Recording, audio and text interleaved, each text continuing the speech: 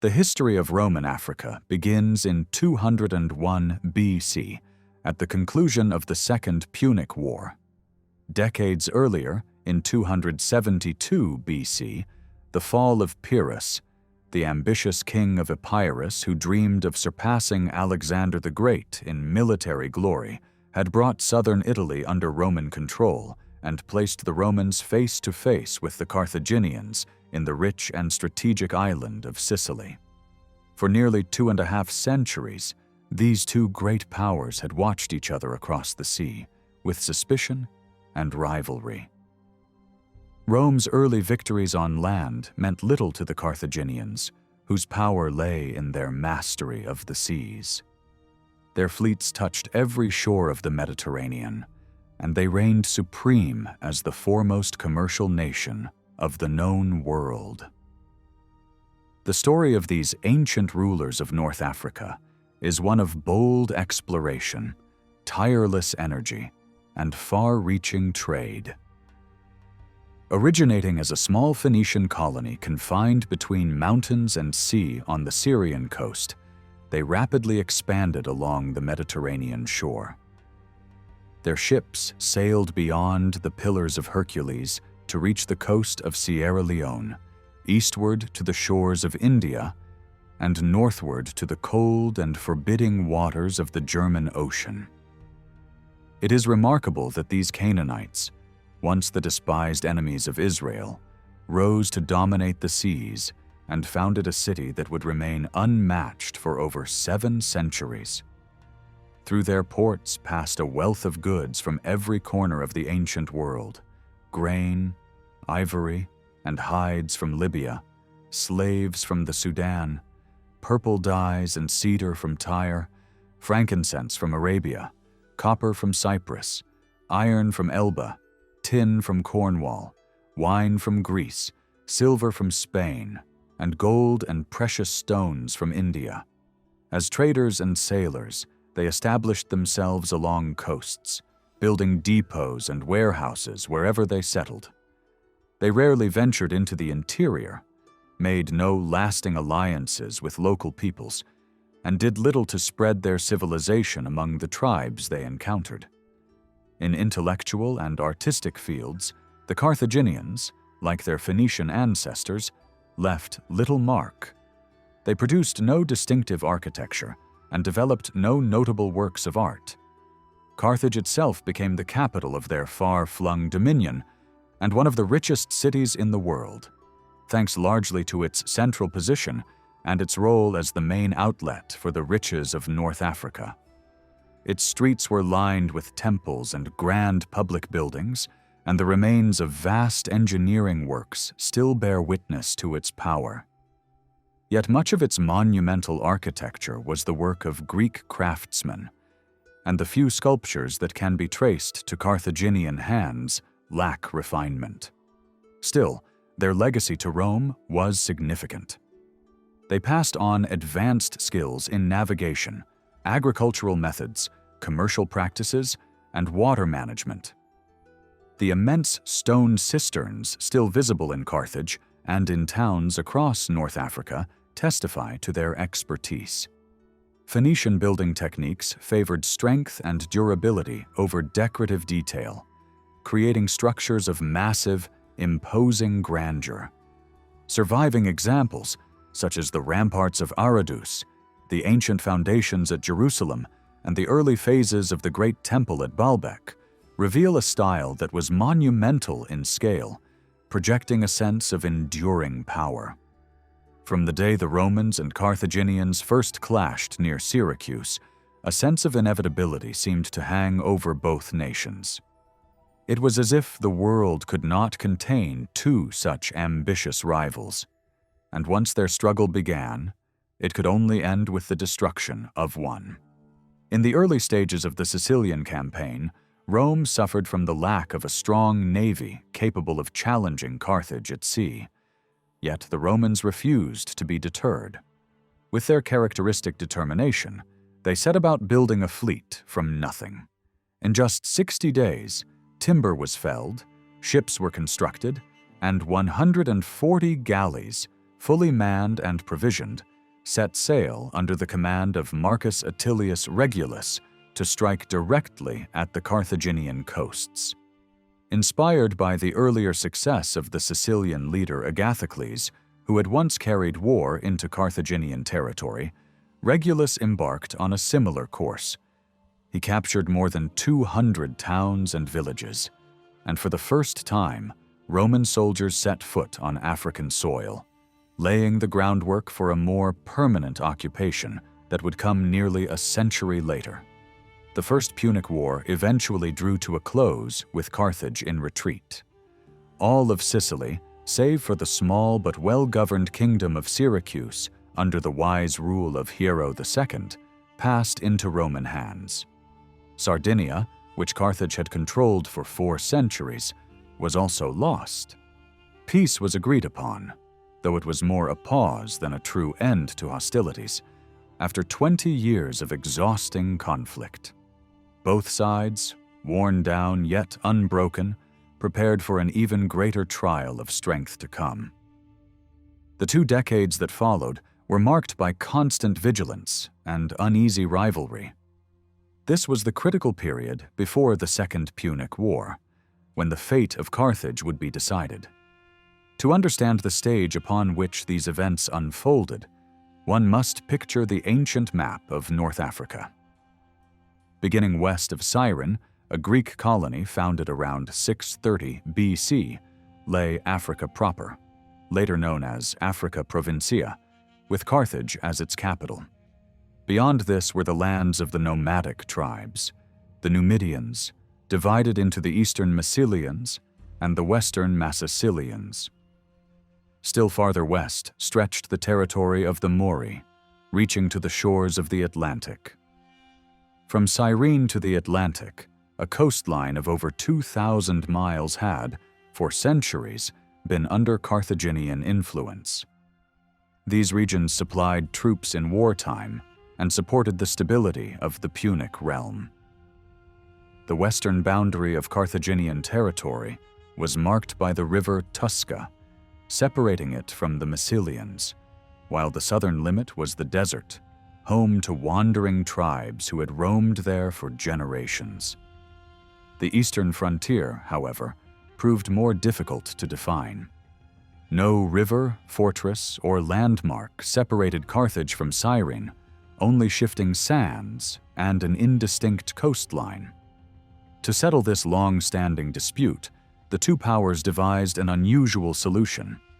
Instead of waging war, each would send 2 representatives to set out from their respective cities at the same hour, and the point where they met would become the border. The Carthaginian envoys were 2 brothers known as the Phileni. Those sent by Cyrene are lost to history. According to the tale, the Phileni covered far more ground than their rivals, who accused them of starting early.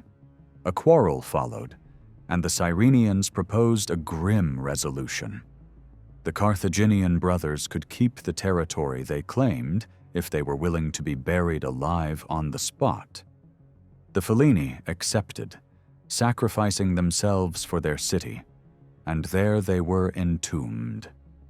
Though the details may belong more to legend than to fact, 2 great mounds once marked the place known as the Altars of the Phileni. Some suggest the Carthaginians began their journey from the city of Leptis rather than Carthage, for the site lay roughly halfway between Leptis and Cyrene. At that time, Leptis was a thriving and wealthy city, counted alongside Utica as one of the foremost Phoenician colonies. Founded by settlers from Sidon in distant antiquity, it had risen to prominence long before Carthage reached the height of its power, and it remained one of the Punic world's most prized possessions. Whether the tale of the Phileni brothers is a legend or a memory of some real event in the settlement of an ancient boundary matters little after more than 2.5 millennia. Historians and geographers have accepted the story and given it a place in the record that time will not erase. True or not, it reminds us that patriotism has inspired acts of heroism in every age, and that self-sacrifice for one's country has never been absent when the moment of need arrived. When Rome began its African campaign, the opening act of the final phase of the Second Punic War, the Carthaginian-controlled territory formed only a small part of North Africa. To the west lay the lands of King Gela, while beyond him ruled Syphax, the most powerful of the African kings of the time. Their rivalry and shifting loyalties would play a decisive role in Rome's success. Neither ruler could ally with both Rome and Carthage at once, and their mutual hostility ensured that if one supported the Romans, the other would lean toward the Carthaginians. Both were wary of Carthage's dominance, and both hoped to profit from the Punic downfall. At first, Syphax opposed Carthage, later offering his friendship in a time of crisis. Yet he soon shifted again, making an agreement with the Roman general Publius Scipio, his military aid in return for the goodwill of the Roman Senate. 3 Roman centurions were sent as envoys, instructed to remain in Africa until the treaty was complete. Flattered by the attention, Syphax welcomed them with royal hospitality and asked that one of them train his soldiers in Roman infantry tactics, saying, "Numidians are only horsemen. They know nothing of infantry. Teach them." The request was granted, and soon Numidian forces were drilled in Roman style, ready to challenge Carthage on the plains when war resumed. Alarmed, Carthage sent envoys to King Gala, who quickly agreed to an alliance, not out of loyalty to Carthage, but to strike at his old enemy Syphax. Gala's son, Massinissa, had just turned 17. Already a warrior by nature, he wasted no time in challenging Syphax.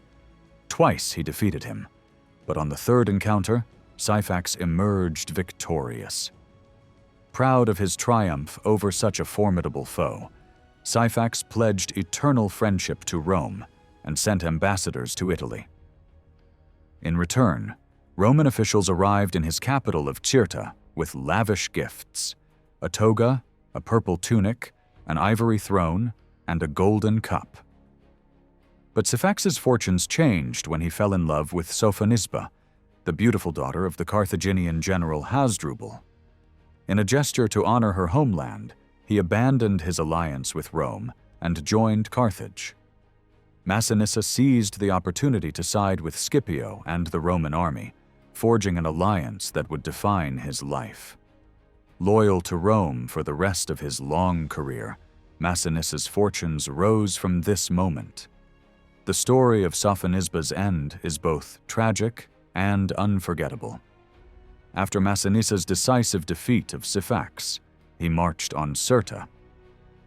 At the gates, he was met by the queen, whose beauty had driven Syphax to betrayal. Kneeling before him, she begged not to be handed over to the Romans, fearing the humiliation of captivity in Rome. Struck by her beauty and moved by her plea, Massinissa brought her to his camp and, in a swift act of passion, married her. But this joy was short-lived. Scipio summoned Massinissa, reproaching him for marrying the daughter of Carthage's leading general. Whether Scipio's motives were political or personal is unknown, but he demanded that Sophonisba be removed from the camp. Fearing Roman authority, Massinissa could not refuse. Entering her tent with a heavy heart, he told her he could not save her from the Romans. As a pledge of his love and respect, he urged her to die as the daughter of Hasdrubal should. Without protest, Sophonisba accepted her fate. She drank the poison he sent to her tent, ending her life in silence and dignity.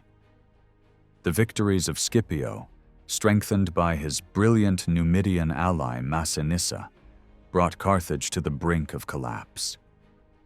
Syphax was captured and sent to Italy, where his career ended without glory.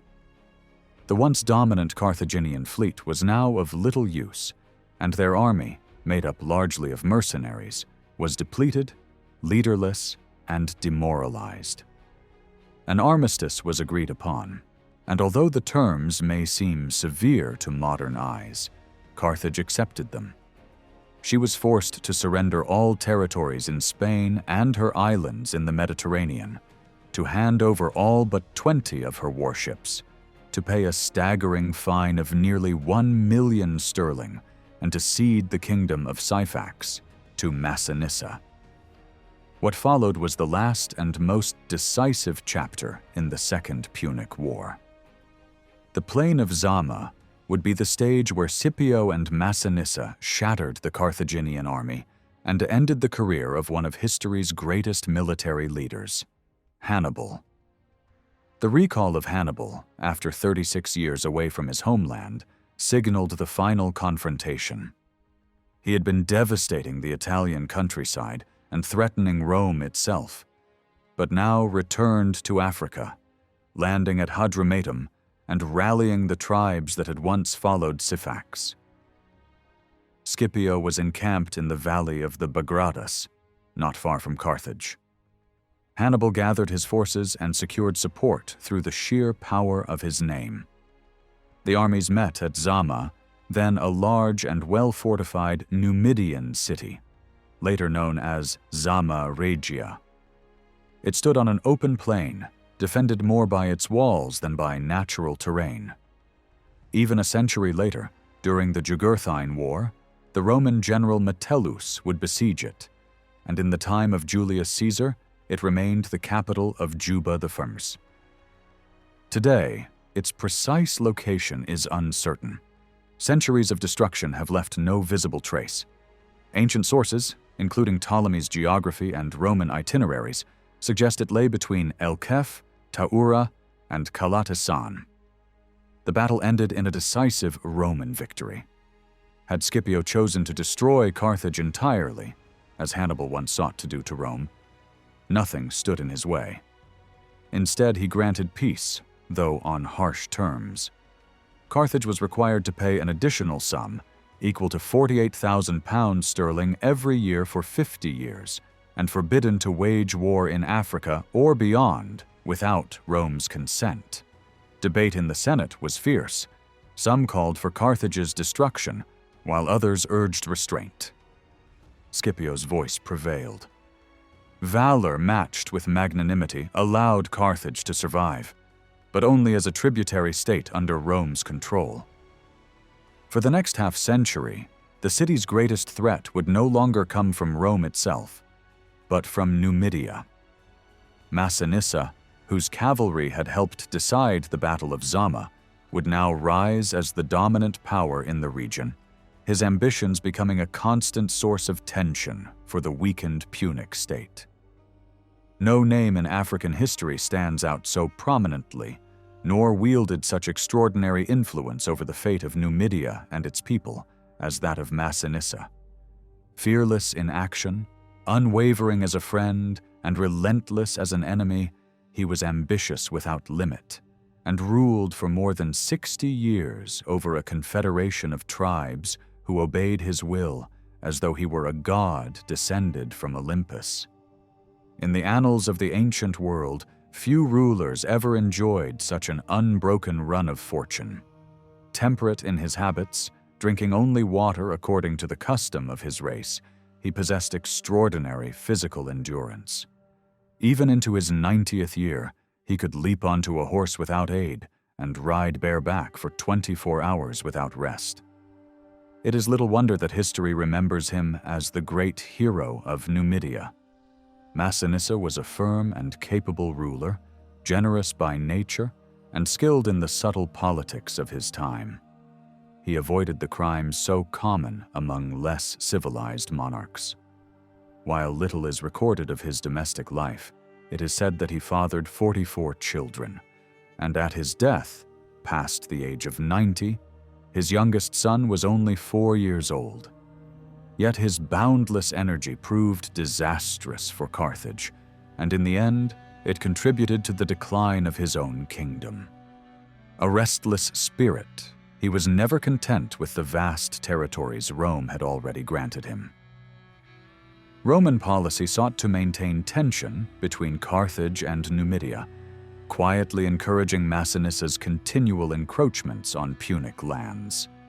Claiming fertile lands in the upper valley of the Bagradas without legal right, he went on to seize the ancient Sidonian city of Leptis Magna in Tripoli and eventually confined Carthage to the narrow strip of land that corresponds roughly to modern Tunisia. There is little doubt that, had he found an opportunity to break free from Rome without jeopardizing their alliance, Massinissa would have taken Carthage itself and made it the capital of a greater Numidian empire. For nearly 40 years, this policy of harassment became intolerable to the Carthaginians. Despite their faults as rulers and their reputation for disregarding treaties, they longed to live in peace as a commercial power, trading freely across the Mediterranean. Their appeal to Rome for justice was at first ignored. Later, Roman commissioners were sent to mediate the dispute and set the boundaries between Carthage and Numidia, but no agreement was reached. Finally, driven to desperation and unable to reconcile with either friend or foe, Carthage took up arms against Massinissa, only to suffer defeat in their first encounter. By engaging in war without Rome's consent, Carthage had violated the treaty signed after Hannibal's defeat, giving the Romans the excuse they needed. The Senate's decision was final. Carthage must be destroyed, its existence erased. The Carthaginians, desperate to avert war, offered vast sacrifices, ships, weapons, and military supplies, but nothing could stay the Roman decree.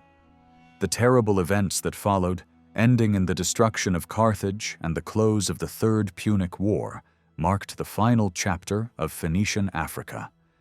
With its fall, the once great metropolis of the Punic world vanished from history, and Roman Africa began.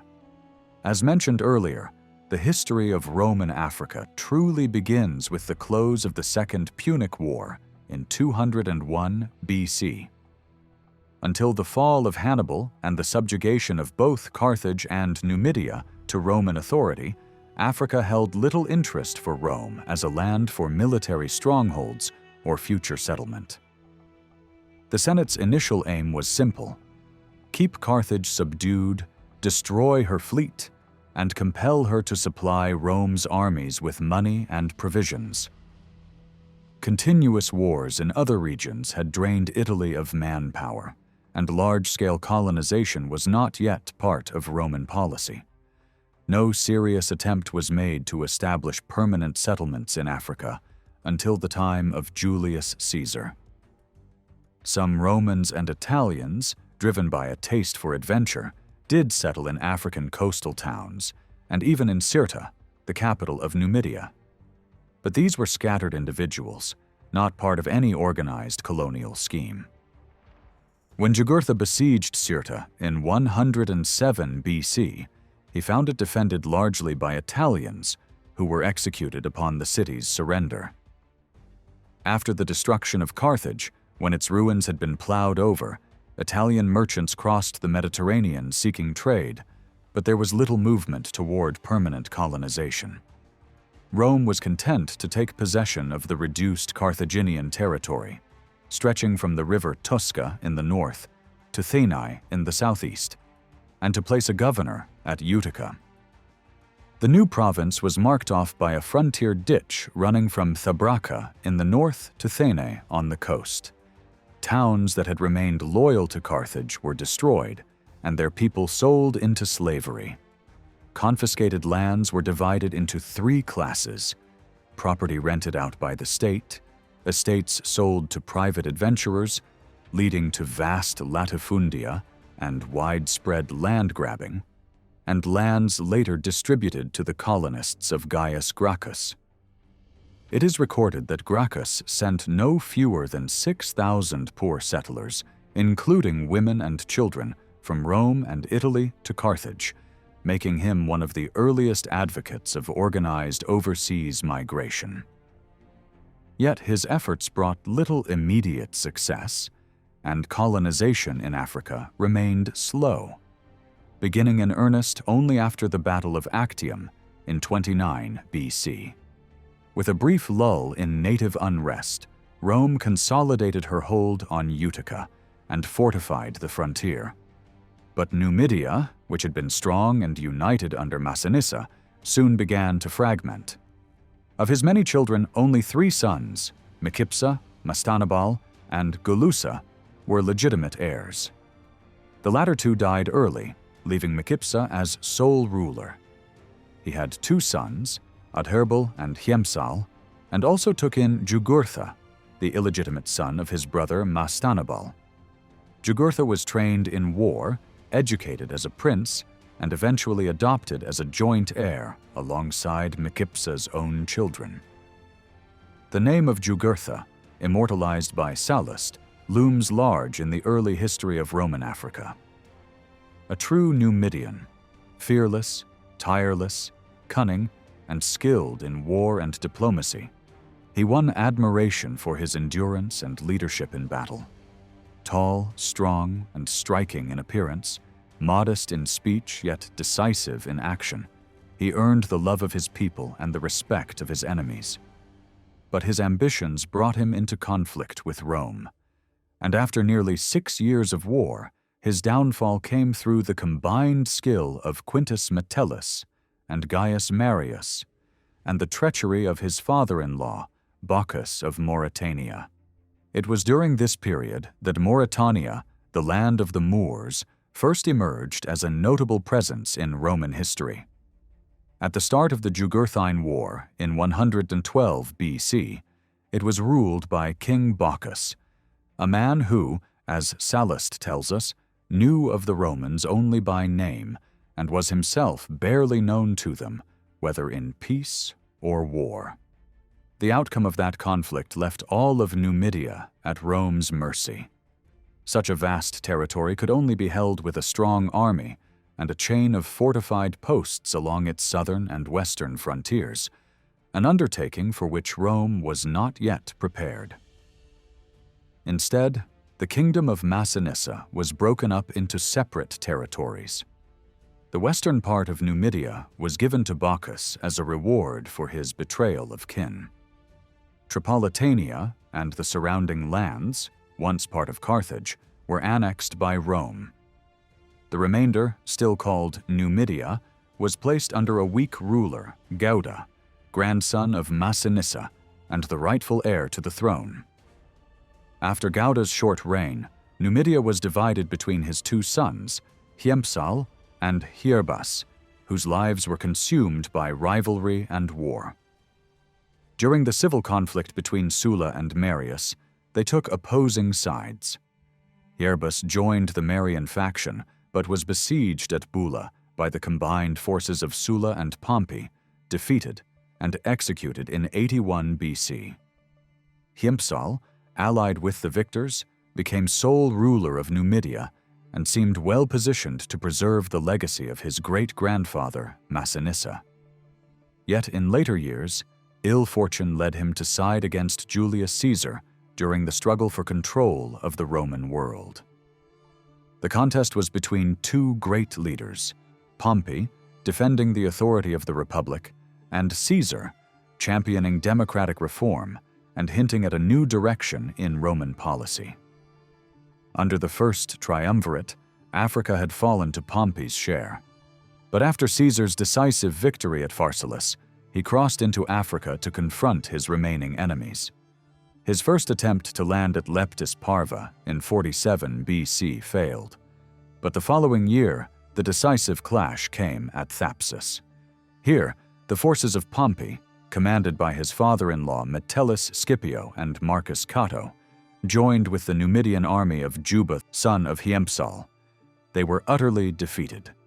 Scipio took his own life, rather than fall into Caesar's hands. Cato fled to Utica, where he too chose suicide rather than capture. Juba fled with a single companion to Zama, where his family and treasures were kept, but the city barred its gates. Abandoned and broken-hearted, he retreated into the wilderness and ended his own life. With his death, Numidia passed into Roman control, becoming a province of the empire Caesar was building.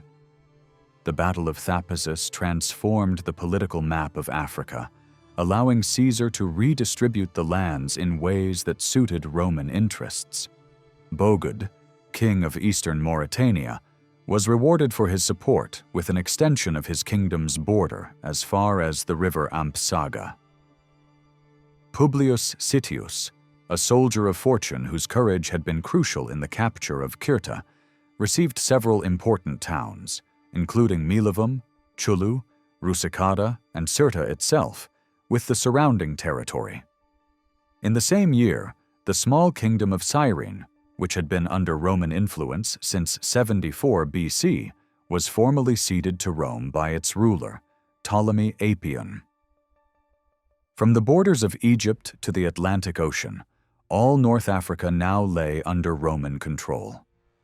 Mauritania remained a separate kingdom, enjoying a century of semi-independence. This new order required a system of governance that would be acceptable to the native rulers and tribes, one that respected their religious traditions while keeping the restless peoples of the desert in check. With the fall of the Republic and the rise of imperial rule began a new chapter in Roman Africa, a period marked by long stretches of peace and prosperity, interrupted by frontier wars, successful colonization, growth in civil life, the flowering of commerce and the arts, and, eventually, the slow decline that came as the Roman Empire itself approached its end. As mentioned earlier, there was a long gap between the destruction of Punic Carthage and the rise of Roman Carthage.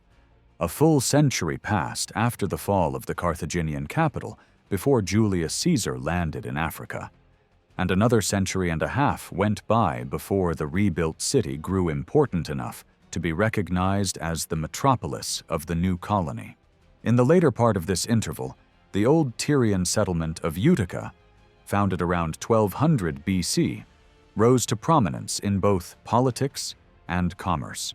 Originally an emporium on the coast, it grew into a fortified town with a thriving mercantile population, governed by a senate and magistrates. Long before Carthage existed, Utica had become the leading Phoenician colony in Africa. For centuries it remained an independent republic, but was eventually drawn into the Sicilian Wars that preceded the first clashes between Rome and Carthage. Forced to acknowledge the dominance of its more powerful neighbor, it nonetheless retained its formidable walls and strong defenses. During the Second Punic War, even Scipio's skill and Roman persistence could not breach its gates until after a siege lasting 4 years. In the turbulent years before the final Punic War, Utica foresaw the inevitable and opened its gates to the advancing Roman army. This act began nearly 2 centuries of renewed prosperity. The city became the seat of the Roman proconsul and the capital of Africa Provincia. Under Augustus, it was granted the status of municipium and boasted a population of 40,000 within its walls. The ruins that still stretch across a wide area testify to its wealth during Roman times, even after Carthage later took the title of Africa's capital at the end of the 1st century. Under Hadrian, Utica became a colonia, and in its later days, it emerged as a major center of Christianity, its bishop holding high rank among the African church's leaders. One of the main factors in Utica's eventual decline was the shifting course of the Bagradus River, now known as the Mejerda, which once flowed beside its walls. Rising in the fertile Camisa Valley of Algeria, the river winds across the plain for 50 miles before reaching the sea. Over time, it has repeatedly changed its path, eroding banks in one place while depositing silt in another. Today, it empties into the sea south of the lake at Portofarina, farther north than it did when Carthage fell. The unpredictable nature of the river became part of local tradition, giving rise to an ancient legend that on its banks in 225 BC, the Roman general Attilius Regulus fought a monstrous serpent. Pliny the Elder recorded the tale, claiming the beast was 120 feet long and that the Romans attacked it with siege engines as if storming a city, preserving its skin and jaws in a Roman temple until 133 BC.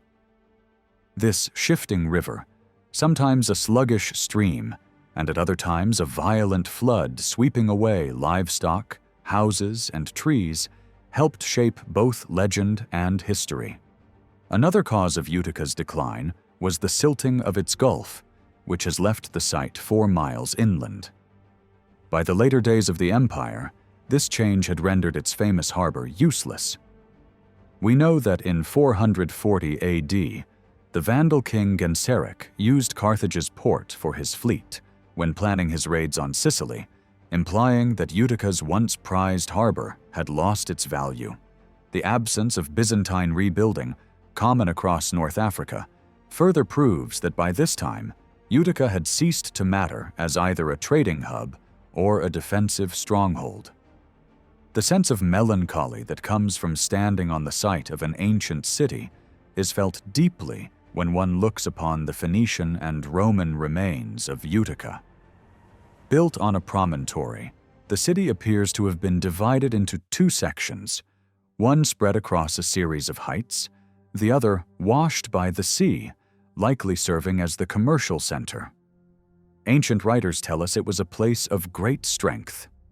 Plutarch mentions that Cato strengthened its defenses, raising the towers and surrounding the walls with a deep ditch. Hirtius, who accompanied Caesar in his African campaign, described the walls as 20 feet thick and 34 feet high up to the battlements. In many ways, the city's layout resembled that of Punic Carthage, and when the Romans took control, they did not alter it. Utica had a monumental war harbor similar to the Great Chthon at Carthage, with the admiral's palace set on an island in the center, alongside a vast commercial harbor, an acropolis, and enormous cisterns. From the Roman era came a hippodrome, a grand theater, an amphitheater, temples, baths, and a museum. Much of this can no longer be traced by standing walls, but the undulations in the ground still reveal where monumental structures once stood. The hippodrome is estimated to have been over 1,700 feet long and 250 feet wide, while the amphitheater was cut into a plateau at the summit of a hill. 6 great cisterns still stand side by side, each one 135 feet in length and 20 feet in width, with vaulted roofs 24 feet high. 3 remain in good condition and are now used as farm stables. Their foundations are Phoenician, though the vaulting was added by the Romans. Utica's streets were narrow, no more than 14 feet wide, and paved, a feature the Romans are said to have borrowed from the Carthaginians. Caesar himself remarked on the fertility of the surrounding countryside, rich in timber, grain, and water. He imposed a heavy fine on the city's merchants, amounting to the equivalent of 1 million sterling, a testament to their wealth. On his return from Africa after 3 years of campaigning, Caesar spoke proudly of his triumph, claiming that the newly conquered lands could supply Rome each year with 200,000 Attic bushels of grain and 3 million pounds of oil. The ruins of Utica also offer a clear comparison between Punic and Roman building methods. The earliest walls, massive and made entirely of rubble, used small stones and lime from the same source, giving them the appearance of concrete. Phoenician vaulting was created from these materials as well, but the true arch, built from wedge-shaped stones, was unknown to them. The inner faces of their walls were coated with thin lime, and their rounded angles and lack of cut stone suggest they had no tools for dressing stone precisely. The remains of the Admiral's Palace still stand as an example of this style of construction. Similar techniques can be seen at Thapsus, where a Punic seawall, nearly a quarter of a mile long, was built using small pebbles and mortar in a manner much like modern concrete. So solid was this construction that one traveler remarked it was as hard and enduring as solid rock. Today, in the plowed fields and marshes of Chater, Utica's modern name, it is hard to believe that beneath the soil lie the streets and foundations of one of the oldest cities in the world. The marble turned up by the plow belongs to the Roman city. The older Phoenician Utica lies deeper still. Much of what we know about the site comes from the careful work of researchers like Monsieur Dougga and Comte d'Hérisson, who studied Utica and other coastal towns of Phoenician origin before the Roman era. Though their work was carried out under difficult conditions and with limited resources, it has preserved valuable knowledge. One day, perhaps, the ancient city that thrived 3,000 years ago will draw the attention of a future archaeologist, and, like Troy and Mycenae, yield up new treasures and shed further light on the history of an ancient people. A few words must suffice for Roman Carthage, which has been described by many writers of distinction. Built on the site of the ancient Punic city, but covering a smaller area, it reached the height of its prosperity early in the 2nd century. An impression of its magnificence can be gained from the marble and porphyry remains that still adorn major mosques and palaces in North Africa, that helped make Cordova one of the wonders of the Western world, and that gave Pisa much of its architectural splendor.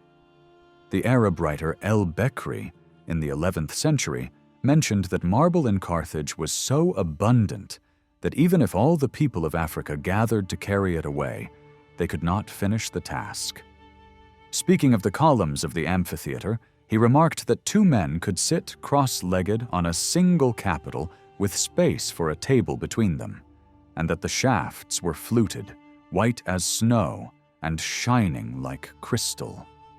Now, of all this monumental splendor, not a single stone stands upon another.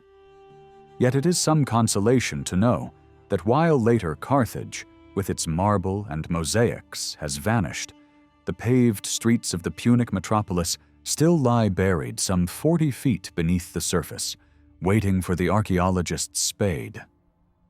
A few sculptures and mosaics from Roman Carthage are preserved in the local museum and in the British Museum, thanks to earlier discoveries, but these represent only a fraction of what has been found. Many pieces have gone into private collections. Among them is a mosaic showing houses apparently built against the city walls. Dating from the 4th century, it formed part of a larger hunting scene with figures nearly half life-size. From the scale of the buildings depicted, these houses may have been at least 7 stories high. In Rome itself, buildings had reached great heights even before the empire, prompting Augustus to pass a law limiting them to 60 feet. Later, under Trajan, the limit was raised to 70 feet. It is quite possible that the Augustan restriction applied when Carthage was rebuilt under his rule, though later generations may have ignored it when space within the city walls became extremely valuable. The shift from the Roman Republic to imperial monarchy, which began when Caesar and Pompey combined forces to overthrow the old aristocratic constitution, became permanent after Caesar's decisive victory at Thapsus. This new order did little to disturb the native populations, who retained much of their liberty apart from acknowledging their dependence on Rome. Numidia, the most recently acquired territory, was turned into a Roman province called Africa Nova, to distinguish it from Africa Vetus, the former Carthaginian lands. To secure a stable administration, a proconsul was appointed to reside at Cirta, the old capital of eastern Numidia and Massinissa's kingdom. Caesar appointed the historian Sallust to the post, supposedly to govern, but in reality, as ancient sources suggest, to exploit the province. His recall to Rome to answer charges of extortion was followed soon after by the assassination of Caesar himself. No immediate successor was named, and when Augustus took power, he restored Numidia to its rightful heir, the son of Juba II and a direct descendant of Massinissa. This act was meant both to win the loyalty of the people and to ensure their king's obedience to Rome. The story of this last native ruler of Numidia, Juba II, is remarkable. As a child, he witnessed his father's defeat at Thapsus and his subsequent suicide. Taken to Rome, he walked in Caesar's triumph, but instead of being executed or imprisoned, he was spared. His intelligence and appearance attracted Augustus, who placed him under the care of his sister Octavia.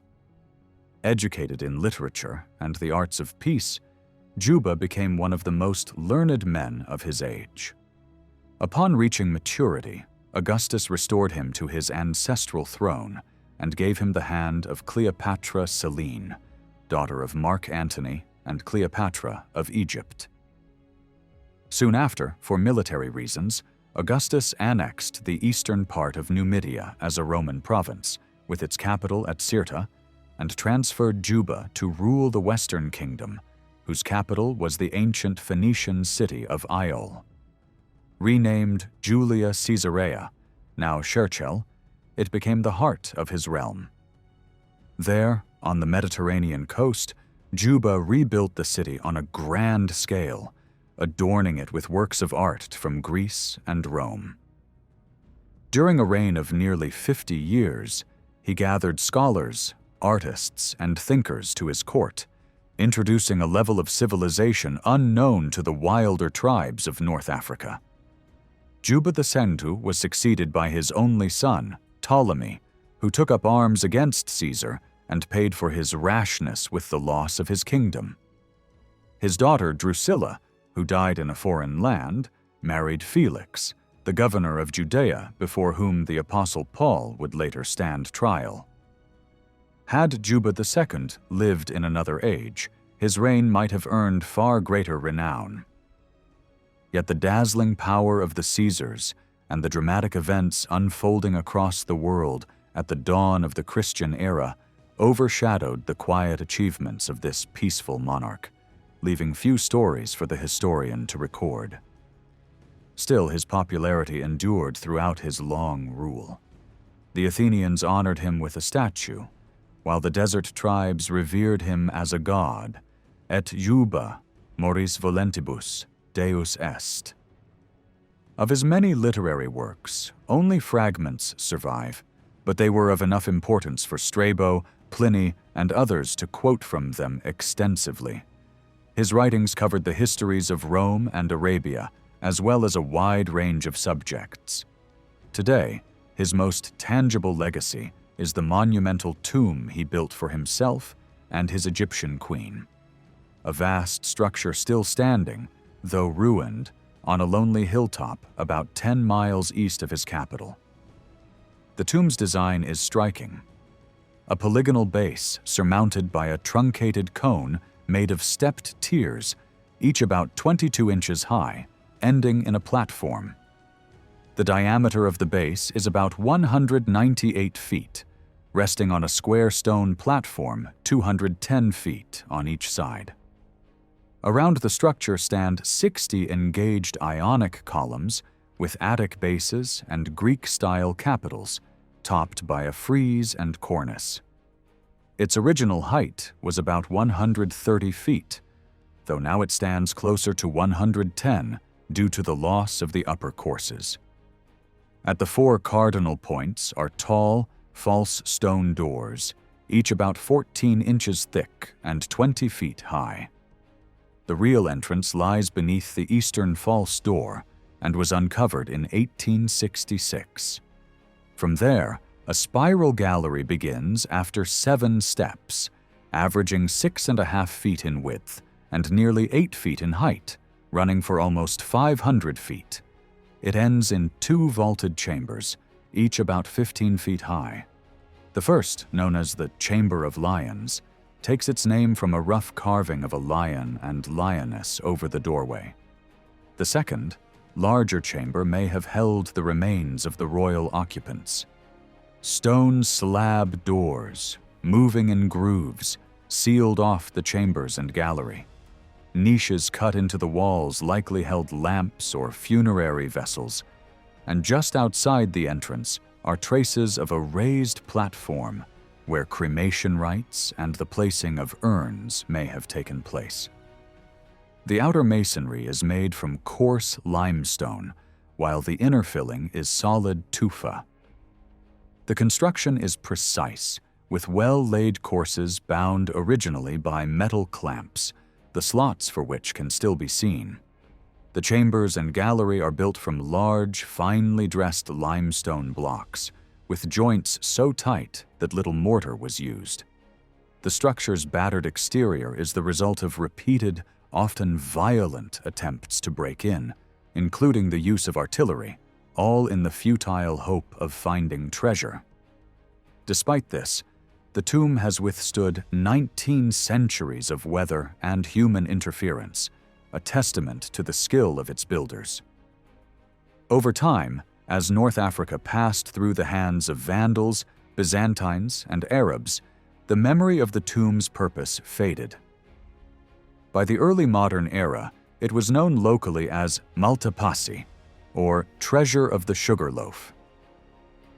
The title by which it is now universally known, Le Tombeau de la Chrétienne, came from a misunderstanding. The original Phoenician name, meaning royal tomb, was confused by the local population with a similar-sounding word for Christian woman. The French misreading was reinforced when the door frames were mistaken for crosses, leading to the belief that the monument belonged to a Christian princess. Fortunately, a clearer account comes from the 1st-century geographer Pomponius Mela, who described it plainly as the common monument of the royal family. It was meant as the dynastic tomb of Juba and his descendants, though his line was short-lived. Today, the conical summit is covered in rich vegetation, so much so that one 19th-century naturalist, Monsieur Jourdain, even wrote a small book on the flora growing on the tomb of the Christian woman. Mention should also be made of a similar tomb located about 52 miles south of Constantine, known to the Arabs as the Medracen, likely named after the Madres tribe, who once lived nearby on the northern slopes of the Orais Mountains. Some have believed it to be the burial place of Syphax, while others have linked it to an African chief named Aredion, said to have been honored by Emperor Probus after dying heroically against the empire's troops. Yet these theories are doubtful. It is far more likely that the monument was built by Massinissa as a royal tomb for himself and his descendants, or possibly by his son and successor, Micipsa. Its position, centrally located within Massinissa's kingdom and at a convenient distance from his capital, Cirta, supports this view. The Medracen is cylindrical in form, topped with a truncated cone composed of stepped tiers, each around 21 inches high. The base has a diameter of about 190 feet and is encircled by 60 engaged columns with a frieze and cornice. It rests on 3 steps that serve as a platform for the entire structure. The facing is of fine sandstone, but the core is built from thin slabs of inferior stone laid in regular courses, giving it the appearance of brickwork from a distance. The columns and cornice have an Egyptian influence, while the capitals are Greek in style. This blend makes the monument one of the rare surviving examples in North Africa, showing the transition between Egyptian and Greek architecture. It was probably the work of an Alexandrian architect towards the end of the Second Punic War. Around 201 BC, the entrance to the burial chamber lies above the cornice on the west side and is reached by a flight of steps leading to a narrow passage. Over the centuries, treasure hunters repeatedly broke into the structure, and the scorched marks on the stone suggest that fire was used in these attempts. In 1873, French engineers finally entered the tomb after considerable effort, discovering a small chamber measuring just over 10 feet by 4.5 feet. Nothing of value was found, but the similarities between the Medracen and the so-called Tomb of the Christian Woman are so strong that it is clear one inspired the other. These structures are important not for artistic refinement, but as architectural milestones and memorials to two rulers whose names are forever linked to ancient Numidia. The ruins of Juba's celebrated capital, Julia Caesarea, described in inscriptions as the Magnificent Colony of Caesarea, are still extensive. The city was sacked by Firmus in the 4th century, destroyed by the Vandals a century later, briefly revived under Barbarossa, and almost entirely leveled by an earthquake in 1738. After so many upheavals, it is not surprising that the remains are fragmentary. In 1730, Shaw described its impressive position, a 40-foot-high buttressed wall stretching nearly 2 miles along the shore, guarding it from the sea. Today, the outlines of the amphitheatre can still be traced in the middle of a plowed field, though buried under 12 feet of earth. Nearly all the steps are gone, the stone having been quarried away over centuries. The great cisterns, capable of storing more than 4 million gallons of water, are still in use, connected to the same supply system that served the ancient city. The main baths, once with a facade over 300 feet long, now survive only as massive wall fragments. 2 other grand bath complexes once stood in the city, one of which still leaves traces near the seashore. The Hippodrome, which 70 years ago still retained its portico and marble and granite columns, is now reduced to a faint rise in the ground. The stone has been stripped away, and centuries of debris have almost erased its outline. Yet beneath the soil, much of Julia Caesarea likely remains intact. Excavations have revealed black diorite columns, white marble shafts, busts, and fragments of statuary, many replicas of Greek masterpieces commissioned by Juba to adorn his city. Several of these treasures are preserved in the small museum at Churchill, bearing witness to the grandeur of his capital and his admiration for Greek artistry. Outside the city stand the remains of the aqueduct that brought water from Jebel Chenua. Only 18 arches remain today. When the traveler Bruce visited in 1765, he found the structure in far better condition and even recorded a drawing showing a triple series of arches rising in one section to a height of 116 feet.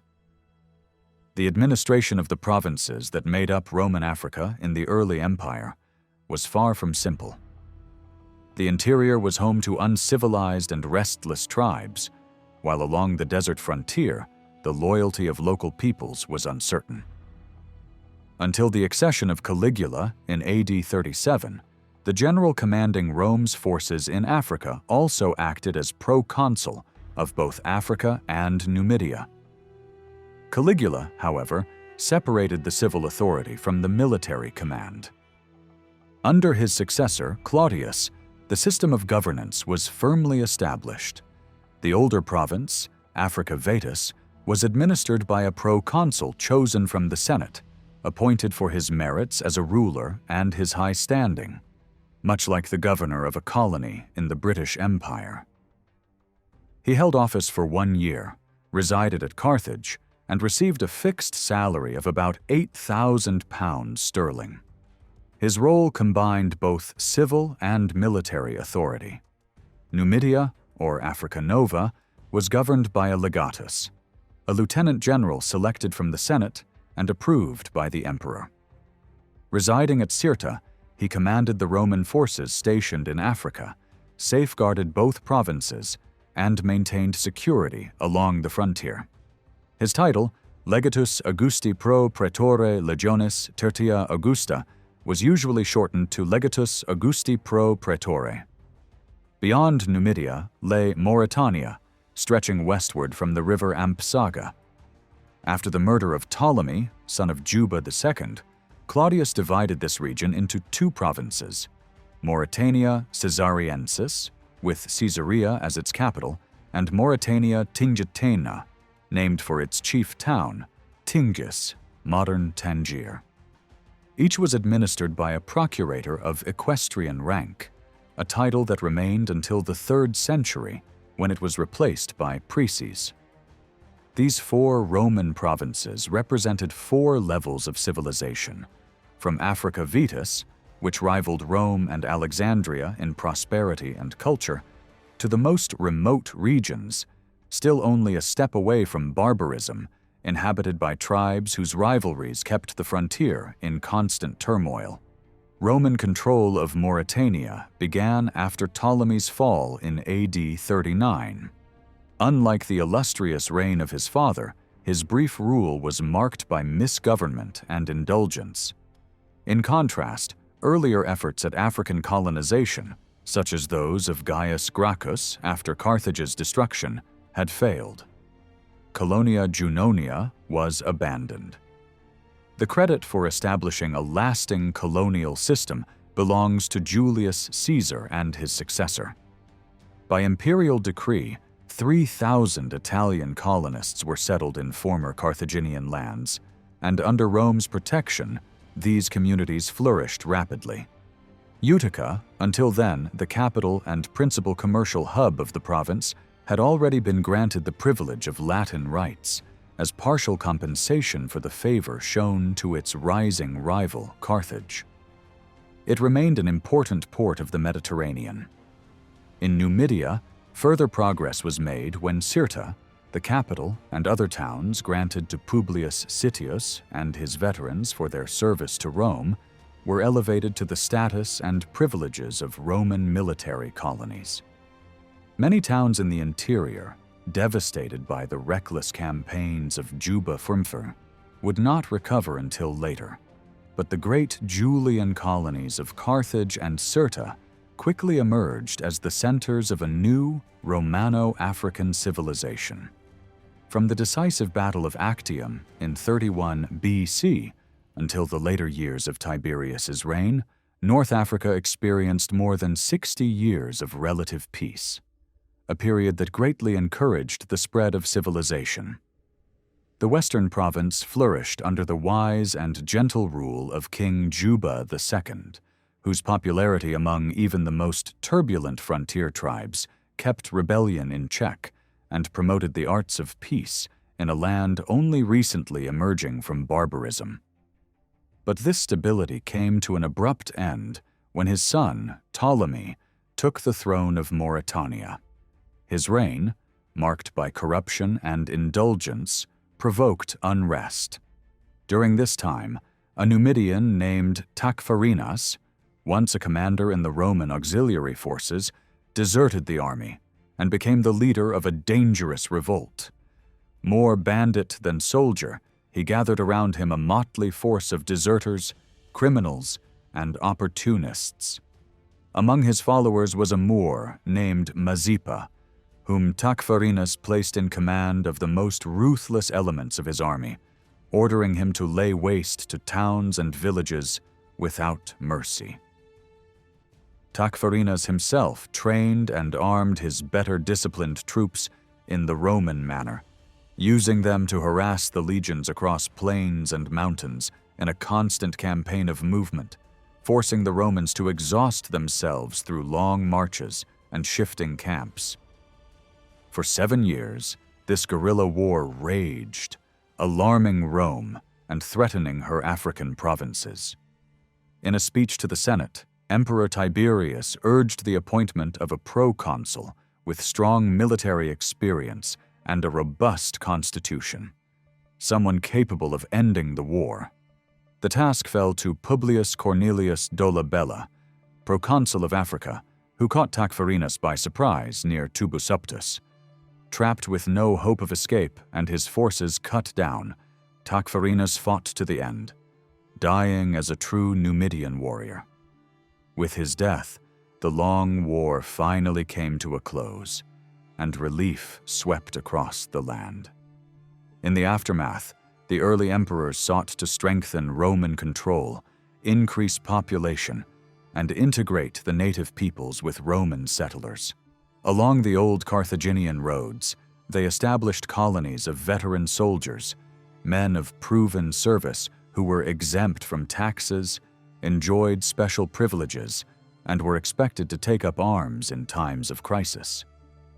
Many towns that had been partially abandoned after the fall of Carthage were resettled with Italians, and fortified villages were built at key points along the frontier. Nearly 50 such towns are recorded from this period, many of them originally Punic or Numidian in origin. The emperors often renamed these settlements, and the most important were populated by soldiers who had distinguished themselves in battle or suffered losses in service to the state. Among the notable examples were Uthina, Maxula, Thuburbo Major, and Sica Veneria, whose monumental remains still testify to the prosperity of that era. The distinction between municipia and colonia has long been debated. Municipia were originally foreign towns granted certain rights of Roman citizenship. Some enjoyed nearly all the privileges of full citizens, except those tied to residence in Rome, while others could serve in the legions but not hold public office or vote. Municipia kept their own laws and customs and were not required to adopt Roman laws unless they chose. Over time, colonies and municipia began to resemble one another more closely. Roman colonies, unlike the colonial ventures of ancient Greece or later European maritime powers, were not founded by settlers seeking new lands. Instead, they were typically composed of around 300 veteran soldiers and their families, sent to occupy conquered towns of strategic value. These families formed a privileged class, while the native population was reduced to a lower civic status. The colonists retained all the rights of Roman citizens and could return to Rome to vote in assemblies. Municipia, meanwhile, were required to provide troops, paying and equipping them for service, while Rome supplied provisions. In exchange, they were free from most other taxes and enjoyed varying degrees of self-government, administering their own laws and holding the private rights of Roman citizens, though political rights required special grants. By the early empire, the legal and practical distinctions between colonia and municipium were fading. While colonies originally consisted of Roman citizens and municipia were drawn from allied or conquered communities, the Roman law came to prevail in both. In Africa, the official use of these titles retained some symbolic weight, but their original meanings gradually disappeared, and by the later empire, the terms were often used interchangeably.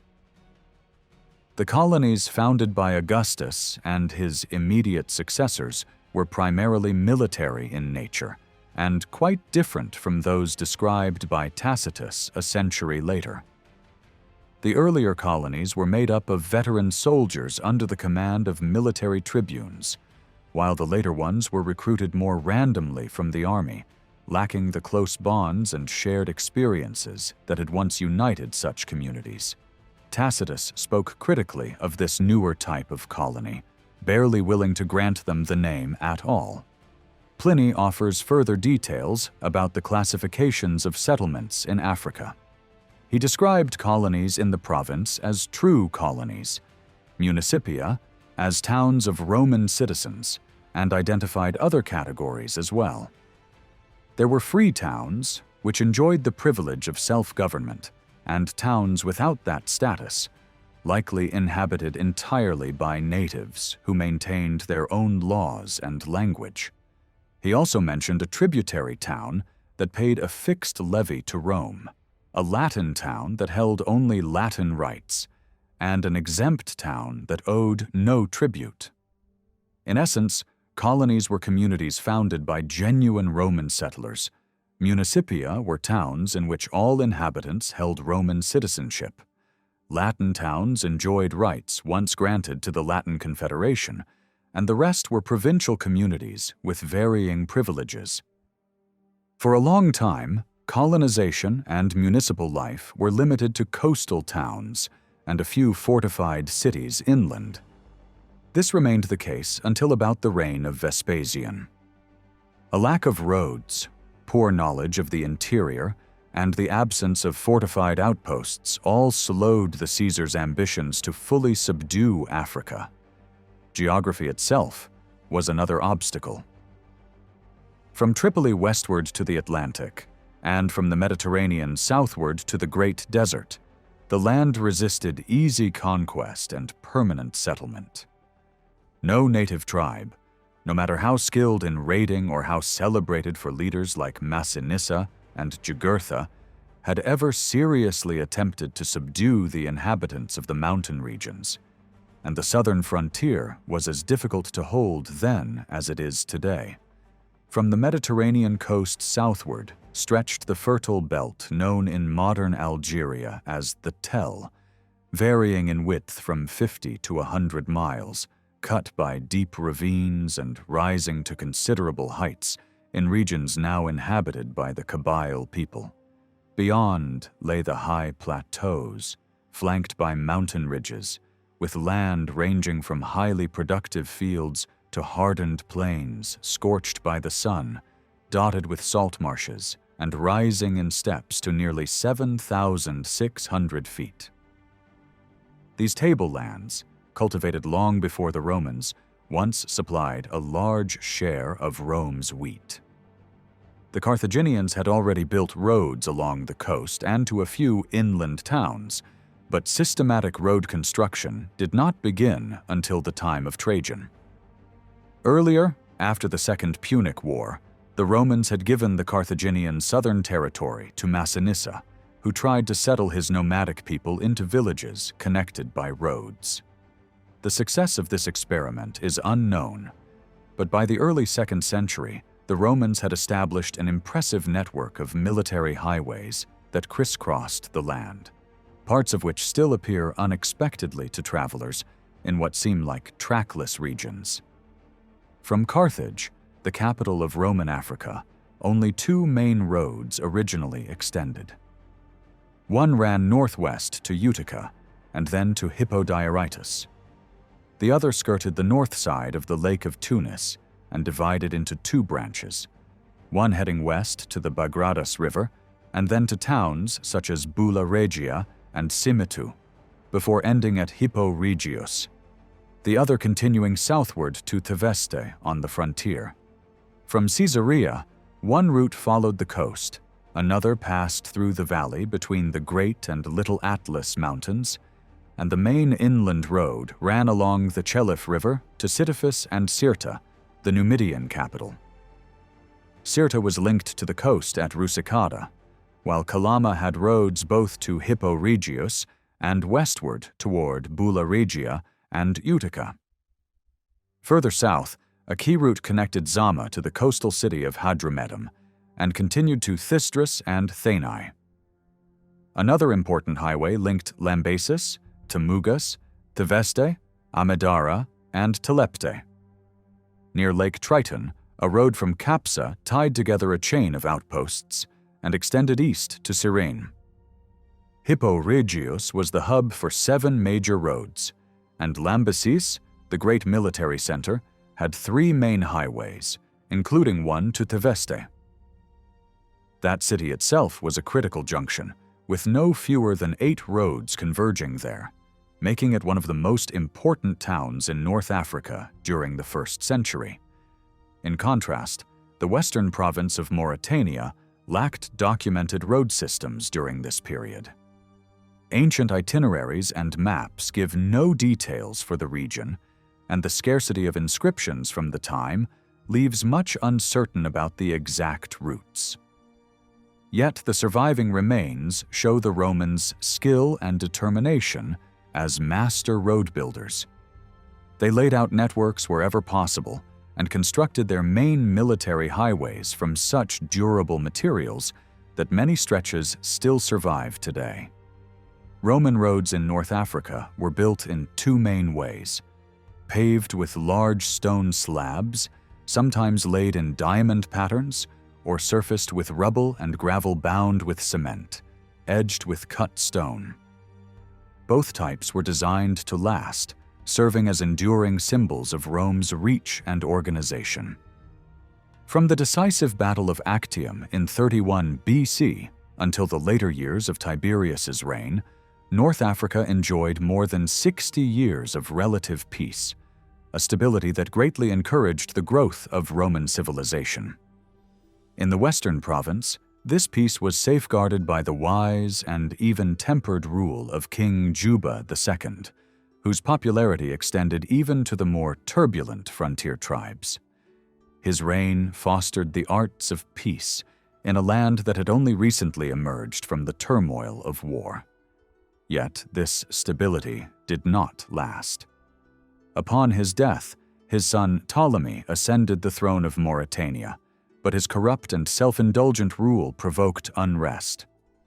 It was during this unsettled time that a Numidian named Tacfarinas, once a commander in the Roman auxiliary forces, deserted the army and took up the role of rebel leader. More bandit than soldier, he gathered around him a band of deserters, criminals, and opportunists. One of his most notorious lieutenants was a Moor named Mazeppa, whom he placed in charge of the most ruthless of his followers, ordering the devastation of towns and villages without restraint. Tacfarinas drilled and armed his more disciplined troops in the Roman style, using them to conduct a campaign of constant movement across plains and mountains, forcing the legions into exhausting marches and frequent relocations. For 7 years, this guerrilla war harassed the African provinces, alarming Rome. In a speech to the Senate, Emperor Tiberius urged the appointment of a proconsul with both strong military skill and the physical endurance to end the conflict. Publius Cornelius Dolabella was chosen for the task, and he succeeded in surprising Tacfarinas near Tubasuptus. With no hope of escape and his forces overwhelmed, the Numidian leader fought to the end, meeting his death as a warrior. His fall brought the long war to a close, bringing relief to the province. In the aftermath, the emperors sought to tighten Rome's grip on Africa, increase the population, and blend the native peoples with Roman settlers. Colonies of veteran soldiers, men exempt from taxes and granted special privileges, were placed along former Carthaginian roads, ready to take up arms in any crisis. Many towns, partially abandoned after the fall of Carthage, were repopulated with Italians, and new fortified settlements were built at strategic points along the frontier. Nearly 50 such towns are recorded from this period, many originally Punic or Numidian. The most important were often renamed and settled by soldiers who had distinguished themselves in battle or endured great loss in service. Among them were Uthena, Maxula, Thuburbo Major, and Sicca Veneria, whose ruins still bear witness to the prosperity of the era. The distinction between municipia and colonies has long been debated. Municipia were once foreign towns granted certain rights of Roman citizenship. Some held nearly all the privileges of full citizens, except those tied to residence in Rome, while others could serve in the legions but not hold office or vote. Municipia preserved their own laws and customs unless they chose to adopt Roman law. Colonies, on the other hand, were typically founded by groups of around 300 veteran soldiers and their families, settled in conquered towns of strategic importance.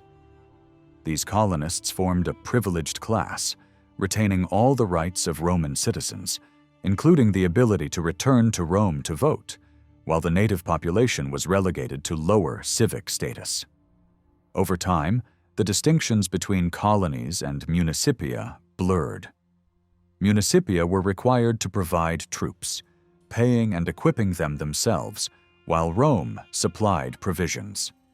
In return, they were largely exempt from other taxes and enjoyed self-government, administering their own laws and holding the private rights of Roman citizens. As the early empire progressed, Roman law became the standard in both colonies and municipia, and in Africa, the terms gradually became interchangeable, retaining more symbolic than practical meaning. Many of Rome's leaders had first-hand knowledge of Africa, which often contributed to their success as governors and military commanders. Julius Caesar himself spent 3 years there during the final years of the Republic.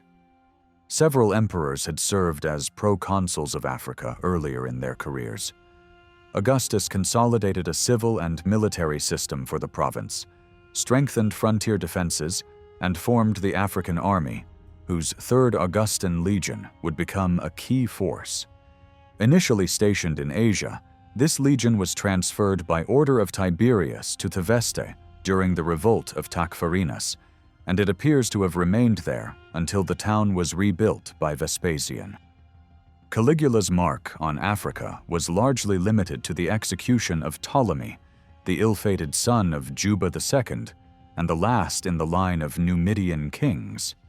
Claudius oversaw the division of Mauritania into 2 provinces, an imperial necessity.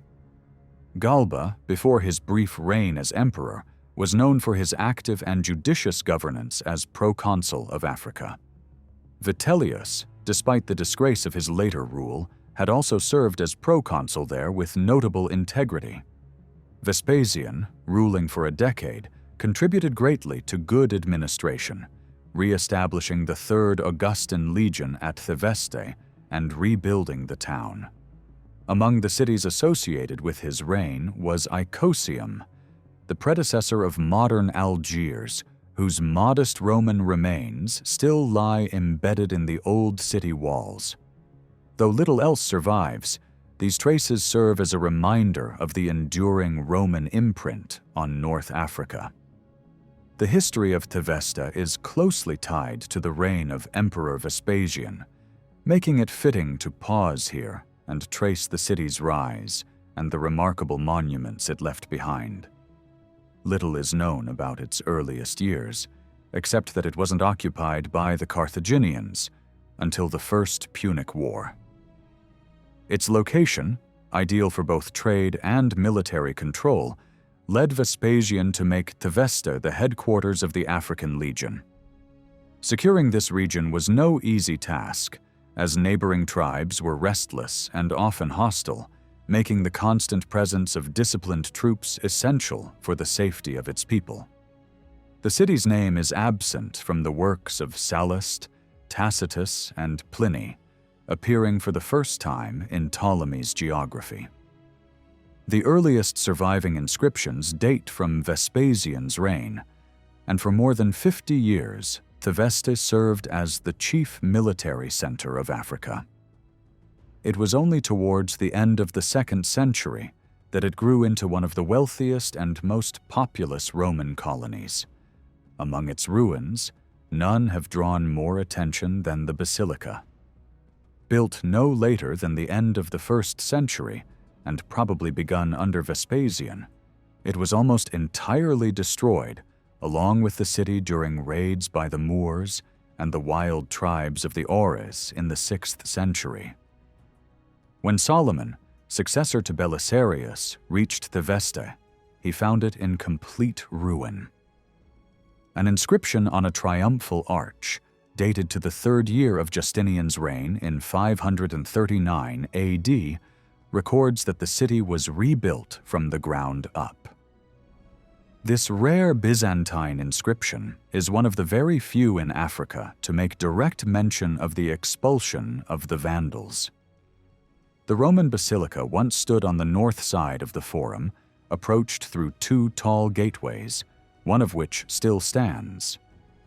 A broad flight of 13 steps, now partially destroyed, led into an open court measuring about 65 by 60 feet, surrounded by an arcade.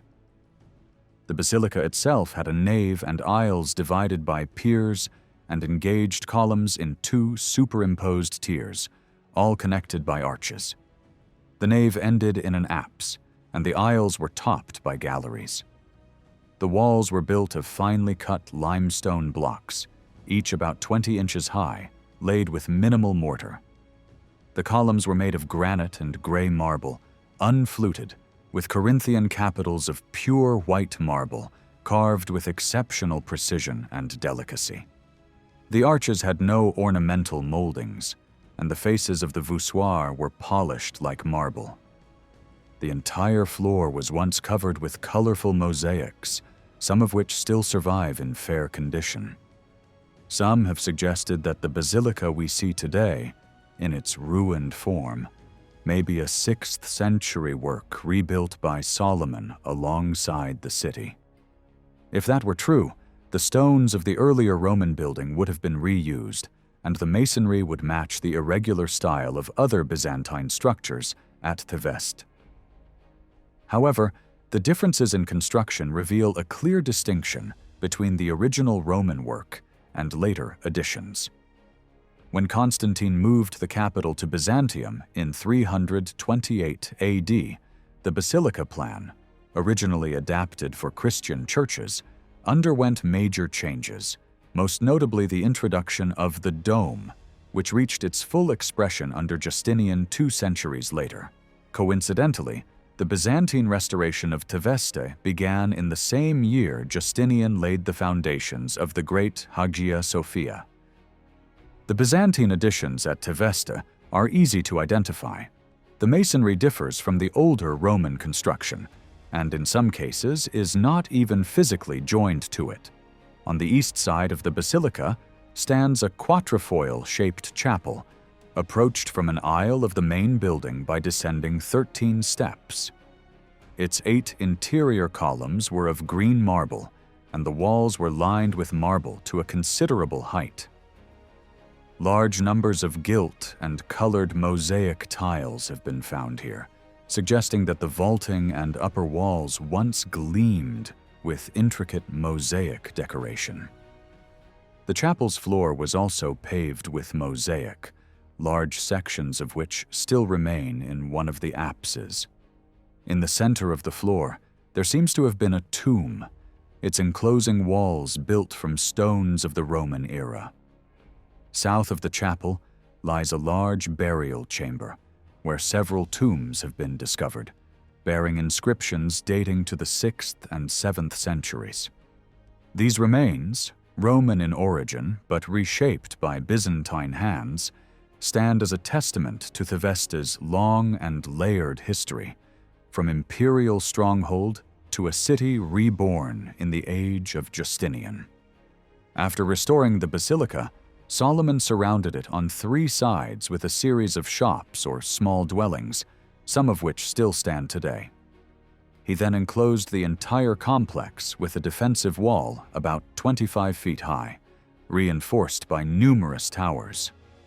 The wall was built in an irregular fashion, using blocks and slabs of stone of many kinds, and even incorporated tombstones, suggesting that the buildings around the forum had been dismantled without care, their materials taken for construction. The exact purpose of this additional fortification is unclear. Solomon had already enclosed a large part of the city with a high rampart wall, and had built a powerful central citadel, both of which still survive. It is likely that, in the event of a siege, this fortified basilica and the structures around it would have served as an extra refuge for the nearby population. A similar practice is described by the historian Procopius in his account of the Vandal Wars. He tells of a church in Carthage under the care of monks, which Solomon had surrounded with walls so it could serve as a fortress in times of danger. The governor of Africa, Ariobarzus, once took shelter there, having first sent his wife and sister to safety. The work at Tveste seems to follow the same principle. Among the city's other notable remains, the quadrifrontal arch from the time of Caracalla stands out as a rare example of this type of structure. It compares well with the Arch of Janus in Rome, though it falls short of the grandeur of a similar monument in Tripoli. Inscriptions reveal the full story behind its construction. It was the gift of Caius Cornelius Agrilianus, the youngest of 3 brothers from a wealthy Theveste family. In his will, he left all his property to his 2 surviving brothers on the condition that they erect a triumphal arch in his hometown, topped with 2 tetrastyle structures holding statues of the 2 Augusti. Agrilianus, who commanded the 14th Legion Gemina stationed in Pannonia, must have been a man of great means. His will also instructed his brothers to place statues of Juno and Minerva in the forum, to set aside 250,000 sesterces for the public baths so that the people could enjoy them free of charge on certain days, and to deposit in the capital 170 pounds of silver and 14 pounds of gold for purposes now lost to history. The inscription, still visible on the left side of the road leading out of modern Tebessa, has been studied by many experts. It records that all of Agrilianus's instructions were carried out to the letter by his brothers, Cornelius Fortunatus and Quintus, who completed the work. The monument is now known as the Arch of Caracalla, the 2 Augusti referred to being Caracalla and his brother Geta. It appears to have been completed just after Caracalla had Geta murdered in the year 212. The eastern facade bears a dedication to their father, Emperor Septimius Severus, and on the keystone is the carved head of an emperor framed in a medallion, resting upon the head of Medusa. One decorative feature of the Arch of Caracalla is the figure of a woman standing over an eagle grasping a thunderbolt. This image is unlikely to represent the empress, who by the time the monument was built was well past middle age. More likely, it symbolized Teveste itself, portrayed as a youthful and rising city. The inscription on the southern facade is now illegible, and the northern side has lost its original text altogether, as that section of the arch was rebuilt in later times. Both inscriptions probably honored Caracalla and his brother Geta. The monument's design has several unusual characteristics, most notably the exceptional width of its frieze and the absence of an attic, which is a common feature in most triumphal arches. In its place, the structure is crowned by 2 tetrastyle arrangements. Some have suggested that each of the 4 facades once had such tetrastyles, but there is no surviving inscription or physical evidence to confirm more than the 2 mentioned in the will of Caius Cornelius Agrilianus. Triumphal arches are a class of monument unique to the Romans. The Greeks preferred to raise columns to honor those who distinguished themselves in war or intellectual achievement, a practice noted by Pliny the Elder, who remarked that columns were meant to rise above ordinary mortals, something that arches achieved in their own way when they were later introduced. In the Roman Republic, triumphal arches were temporary structures made of wood, in the manner of the Etruscans, and were dismantled after public ceremonies. Under the Empire, they became permanent monuments. In North Africa, they are especially numerous, often marking the approach to towns. At Lambesis, for example, an 18th century survey recorded 40 arches, with 14 still standing at the time. These arches rarely formed part of a city's defensive walls. Rather, they stood alone, although later Byzantine fortifications were sometimes built close to them. They were often financed either by the towns themselves, as a tribute to victorious emperors, or by wealthy private citizens. In the small inland town of Ceresitanum, now a ruin, 4 triumphal arches have been found, one of which was entirely funded by a citizen, together with his mother and sister. According to its inscription, the monument was even crowned with a quadriga, a 4-horse chariot, paid for at public expense. Another monument in Tavesta, worthy of attention, is a small tetra-style temple, likely dedicated to Minerva or Jupiter, built around the year 300. Though its portico still stands, held together by iron straps and rods, the building has suffered greatly over the centuries. It has been put to many uses unimagined by its original builders, first as a soap factory, then a prison, later a canteen, and finally, in a twist of irony, as a parish church, fitted out in the worst possible taste. After such a series of transformations, it is perhaps unsurprising that historians have disagreed over which deity the temple originally honored. Still, it remains an interesting structure. Like the Arch of Caracalla, it shows a departure from the standard proportions and classical treatment of its order. The temple stands on a podium 12 feet high and is reached by a broad flight of stone steps. In its original form, it was enclosed by a wall with an open forecourt about 80 feet wide at the front and 50 feet along the sides. Like other major Roman towns, Tavesta had 2 forums, the Forum Civile and the Forum Venal.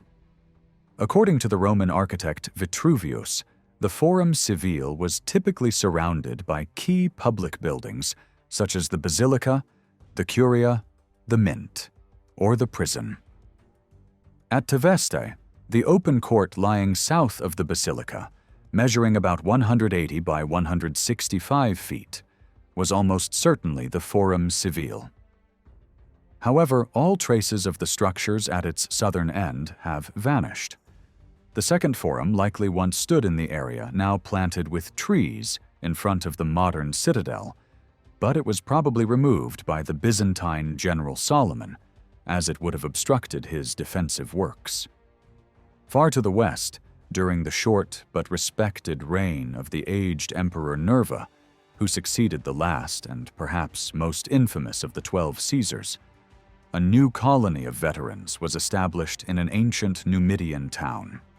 This settlement, known as Sitifis, has remarkably retained both its name and its prosperity to the present day.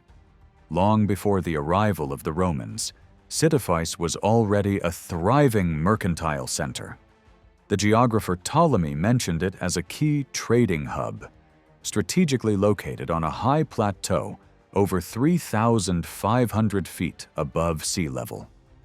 It lay at the meeting point of 9 major roads and was surrounded by fertile plains capable of yielding abundant grain, fruit, and olive oil. Such natural advantages ensured its commercial importance from an early period. Archaeological discoveries at the site, including more than 250 inscribed stones, reveal much about the city's long prosperity and the lives of its inhabitants. Interestingly, very few memorials relate to soldiers or their families, suggesting that the town was primarily civil in character during the Roman period. One inscription records that Nerva granted Sitifis the title Colonia Nerviana Augusta Martialis Veteranorum Sitifensium. Others commemorate the construction of a theater, an amphitheatre, temples, and statues of emperors, including Trajan, Hadrian, Antoninus Pius, Marcus Aurelius, and Lucius Verus. The city was richly adorned with marble and mosaic, and many of its votive tablets bore finely carved reliefs. These remains suggest a high level of culture among the population. One particularly moving memorial in the public gardens is dedicated by a man named Mauricius, likely of Moorish origin, to his 2 beloved children, Praetorianus and Prima. He carefully recorded the exact dates of their deaths, noting that his son had been sent to Rome to train as a secretary, only to die there in the year 225 at the age of 17. In later times, the eastern part of the province came to be known as Mauritania Sitifensis, with Citifies as its capital, while the western half retained its earlier name and Caesarea as its chief city. This division, however, seems to have been largely in name, as both regions often shared the same troops and were sometimes governed by the same official. Sisyphus endured hardship during the revolt of the Moorish leader Firmus in 369 and suffered further damage from an earthquake in 419. Like many cities of North Africa, it fell to both Vandal and Arab invasions, but eventually regained some of its former standing. In the Middle Ages, the geographer El-Bekri still described it as flourishing and densely populated, though by then the strong city walls, rebuilt during the Byzantine period, had already disappeared. The history of such cities reflects the broader rhythms of empires. Roman history after the fall of the Republic can be divided into several eras. First came the rule of the Caesars, including the Flavian dynasty under Vespasian, Titus, and Domitian. Although the line of the so-called 12 Caesars ended with Domitian, Nero should be counted as the last of the Julian family, while Galba and Otho, who briefly reigned before the Flavians, rose to power for their service to the state rather than dynastic ties. Following them came Nerva, Trajan, and Hadrian, each elevated for distinguished civil or military achievements. Then came the Antonine period, marked by the reigns of Antoninus Pius, Marcus Aurelius, Lucius Verus, and Commodus.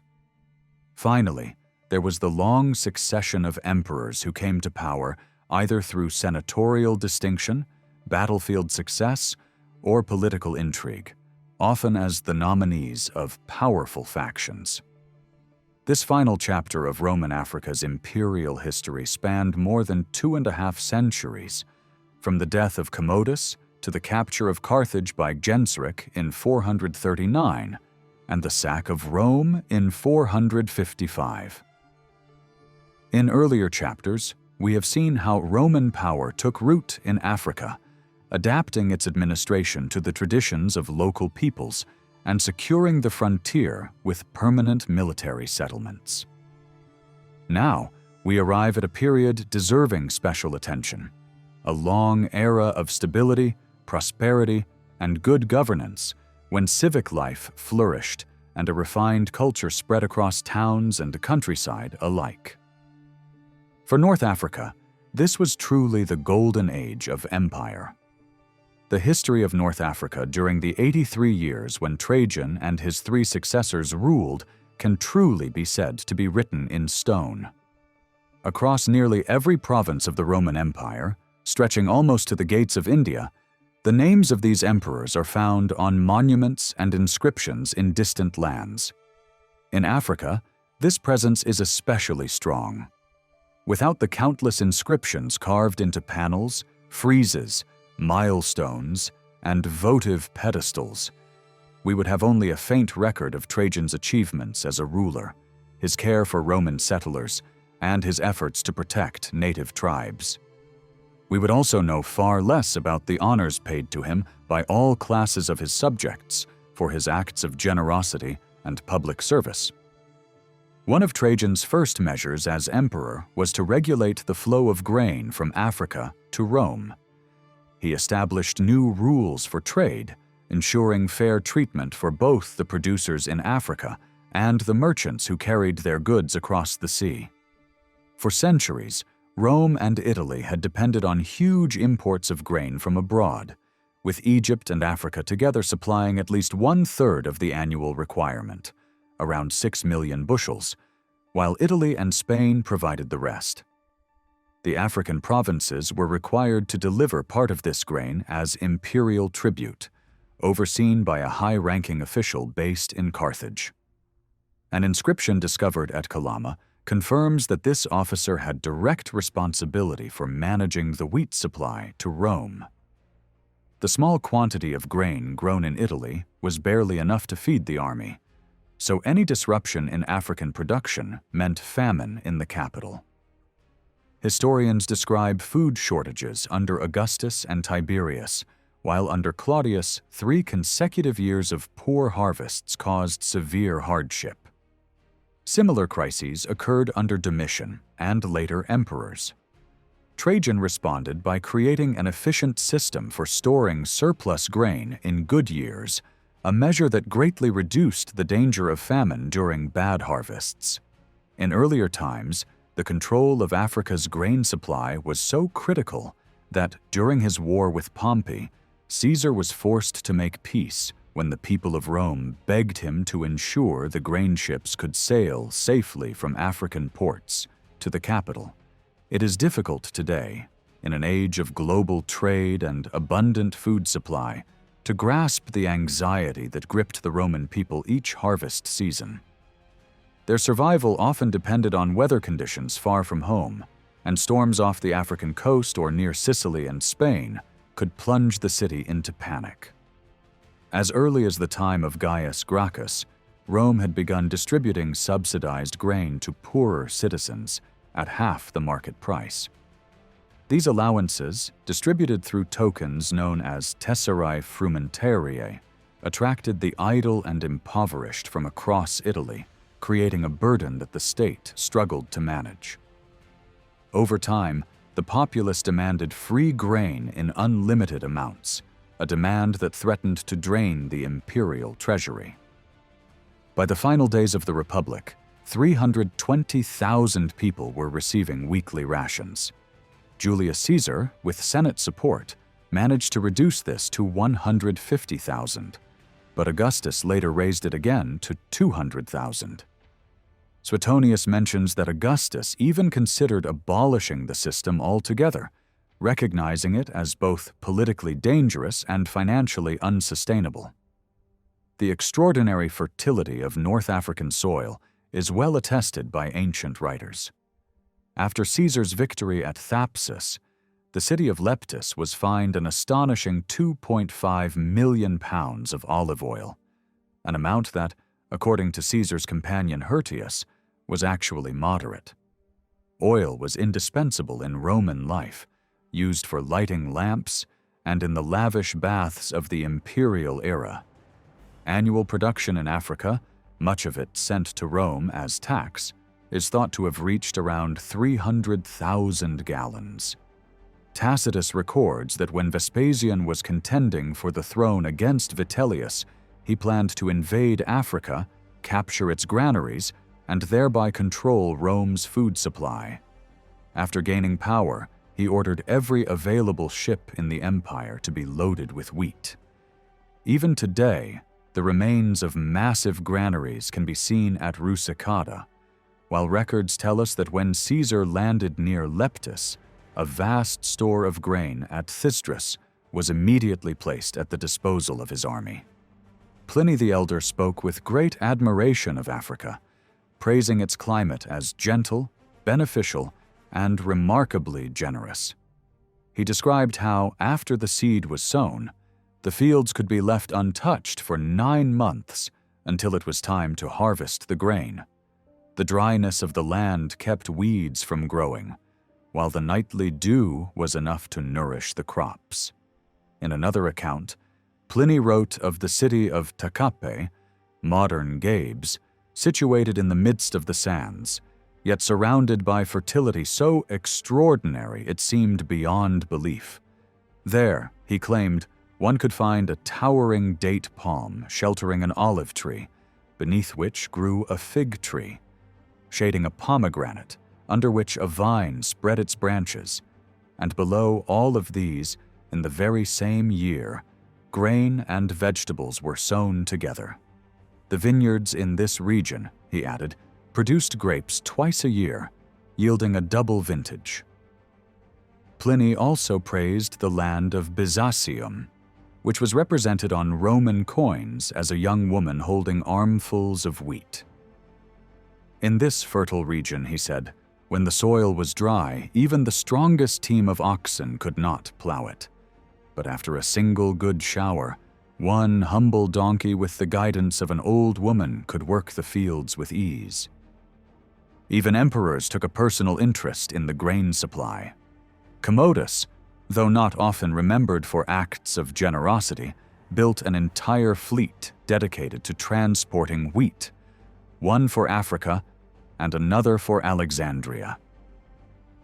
It was in one of these Alexandrian ships, bearing the figure of Castor and Pollux on its prow, that St. Paul sailed from Malta to Syracuse. By the 4th century, particularly under Constantine, wheat from Egypt was sent almost entirely to Constantinople, while Africa became the main supplier for Rome. In Caesar's time, Rome had imposed a maximum price for wheat and designated specific ports in Italy to receive shipments, an approach that restricted trade for over a century. Trajan, with a more open and practical vision, abolished these controls. He refused to set fixed prices for goods and allowed merchants to trade freely, confident in the efficiency of an open market. This policy was tested when the Nile failed to rise, threatening famine in Egypt. Africa and Sicily sent such plentiful shipments to Italy that not only were Rome's needs met, but there was enough grain to send relief to Alexandria as well. The importance of the grain fleet to Rome cannot be overstated. Seneca vividly described the anticipation surrounding the arrival of the Alexandrian convoy at Puteoli. People climbed to the hilltops to watch for the first sight of sails on the horizon, and when the laden ships finally appeared, the entire port erupted in celebration. Similar scenes unfolded at Ostia, the great harbor at the mouth of the Tiber. Today, the place is silent, its waters sluggish, its plains empty, its ancient city buried beneath layers of sand and soil. Yet the remains still whisper of its past glory. The massive harbor built by Claudius and the grand pentagonal basin of Trajan can still be traced in the marshland, alongside the foundations of vast granaries that once held the wheat of North Africa. They are the enduring monuments of a time when Ostia was the pride of the emperors, the gateway to Rome, and a hub of extraordinary commercial activity. From the letters of Pliny the Younger and the praise he bestowed upon his imperial patron, we gain valuable insight into the principles that guided Emperor Trajan in governing the provinces of the Roman Empire. Africa and Asia were considered the two foremost senatorial provinces, and since Africa contained a greater number of Roman colonies, it is likely that Trajan adopted a broad and enlightened policy toward this important part of his dominion. Had Pliny been appointed governor of a province in Mauritania instead of Bithynia in Asia, we might have had far more detailed accounts of Africa affairs, rather than relying on the fragmentary inscriptions that survive. The correspondence between Pliny and Trajan is especially significant because it offers a faithful picture of the political climate of the time, as well as the genuine efforts made to deliver fair and just administration to all subjects of the empire. Pliny, as governor and imperial representative in Bithynia, held extraordinary powers, enjoying the rare privilege of direct communication with the emperor on all matters concerning his office. From the age of Augustus, proconsuls had governed the provinces with considerable authority, often exercising power in a despotic manner. When emperors in Rome made heavy demands on wealthy colonies, the proconsuls, after filling the imperial treasury, often turned to serving their own interests. The plundering of towns became almost an expected feature of the office, until the title of proconsul became synonymous with corruption and extortion. As long as the tax farmers met the fixed payments required by the Roman treasury, provincial governors showed little concern for how these sums were extracted. If collectors enriched themselves at the people's expense, it was assumed the proconsul would share in the profits. Although a governor had the power to stop abuses, it often became more profitable for him to encourage them. Protected by senatorial status, he was answerable only to the Senate, not to local laws. Tacitus mentioned that in the western provinces of Mauritania, Caesariensis and Mauritania Tingitana, plunder and exploitation were openly tolerated. Under Nero, the governorship of one of these regions was given to Albinus, who commanded a large military force, including local auxiliaries, many of whom lived largely by pillage. It was Nerva who first attempted to bring reform, but it was Trajan who established a provincial administration that was both honorable in its demands and determined in its opposition to bribery and corruption. This policy was put to the test when the African provincials petitioned the emperor to prosecute Marius Priscus, the proconsul of Africa, and his deputy Hostilius Firmanus, accusing them of cruelty and extortion. Both Pliny and Tacitus represented the petitioners, and the trial, lasting 3 days before the Senate in Rome, was presided over by Trajan himself in his capacity as consul. Pliny recorded that his speech for the plaintiffs lasted 5 hours. From his vivid account of the proceedings, it is clear he acted almost as his own reporter. The case ended in victory for the provincials. Marius Priscus was heavily fined and banished, while Hostilius Firmanus was declared unfit to serve in any proconsular role. Pliny noted with pride that both he and Tacitus received the congratulations of the Senate for their success in securing justice. The trial was remarkable, not only because of its outcome, but also due to the high standing of Priscus, a former consul and man of great influence. Similar actions, we are told, were taken against other governors, including Julius Barus of Bithynia and Rufus Varinus. In an era when abuse of power was common, these prosecutions stood as a rare and powerful example of imperial justice at work. The letters exchanged between Pliny the Younger and Emperor Trajan give us a clear view of the emperor's approach to governing the empire with fairness and moderation. When Pliny suggested introducing Roman methods of local government to replace the irregular systems found in parts of his province, Trajan replied that it was often best, and certainly safest, to allow each city to follow its own established laws. On another occasion, Pliny complained about the decayed state of the public baths at Prusa and sought permission to rebuild them. Trajan agreed, but with the condition that no new taxes be imposed for the work, and that existing taxes meant for essential services should not be diverted. Only once did the emperor seem to lose patience with his persistent correspondent. Pliny wrote about the theater and gymnasium under construction at Nicaea, explaining that they were being built on marshy ground and that the walls were already cracking. He reported that the gymnasium was poorly designed and that a new architect claimed the foundations, 20 feet thick but loosely built, were unable to support the weight above. Pliny urged Trajan to send architects from Italy to advise him. The emperor's reply was short. No province lacked skilled men capable of the work, and Italy itself did not produce such experts. Those in Rome mostly came from Greece. The reputation of Trajan's just and benevolent rule soon reached even the most distant corners of the empire. His name, linked with great military victories, helped keep the tribes along Africa's frontiers in check, allowing the local population to farm in peace or abandon a nomadic life in favor of towns and villages. Across the provinces, public works flourished. Roads were built or repaired, harbors expanded, and with the help of the famed architect Apollodorus of Damascus, rivers were crossed by magnificent bridges unlike anything seen before.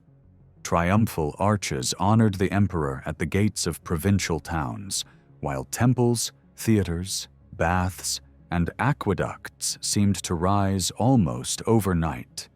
Trajan's fame as a patron of architecture is most enduringly tied to the great forum in Rome that bears his name, and to the grand column that still stands today. When Emperor Constantius II entered Rome in 356 AD, he was astonished by the beauty and grandeur of Trajan's Forum. Admitting he could never rival such magnificence, he remarked that he would be content to match only the horse of Trajan's equestrian statue. A Persian prince who was with him replied, "You may match the horse, but how will you match the stable?" On another visit, when asked what he thought of Rome, the same prince answered, "I am trying to forget that men are mortal."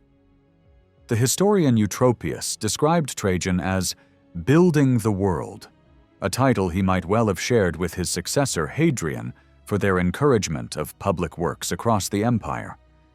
But what set Trajan apart was his focus on building for the people, not for himself.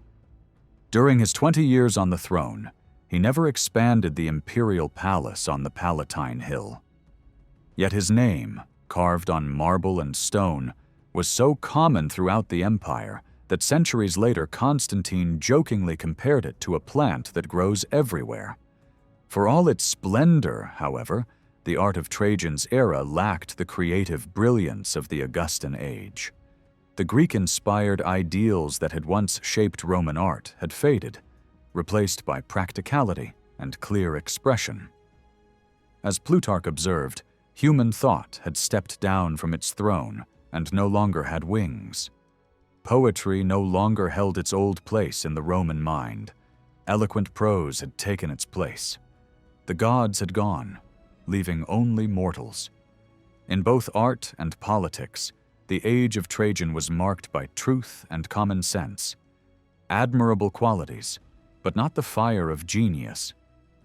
Several cities in Roman Africa became closely linked to Trajan's name, thanks to public works or acts of careful benevolence. Leptis Magna, for example, benefited from his attention, and coins were struck in his honor inscribed with the words Colonia Ulpia Traiana Leptis. Another important settlement was Hippo Dieritus, also known as Hippo Zarytus, modern Bizerta, which had been founded by Phoenician colonists from Tyre long before the rise of Carthage. Under Carthaginian rule, it grew into a busy commercial port, and its strategic position drew the attention of Agathocles, who invaded Africa in 309 BC. He fortified the town and built a harbor, the outline of which can still be traced. Pliny the Elder described Hippo as a well-known African colony situated close to the sea, and mentioned a navigable lagoon connected to it by a tidal channel that alternately flowed into the sea or back into the lagoon, depending on the wind. Even today, visitors to Bizerta can observe these shifting currents, driven westward or reversed according to the direction of the breeze. The ancient monuments of Hippo have long since vanished, their stones reused in the construction of the later Arab town.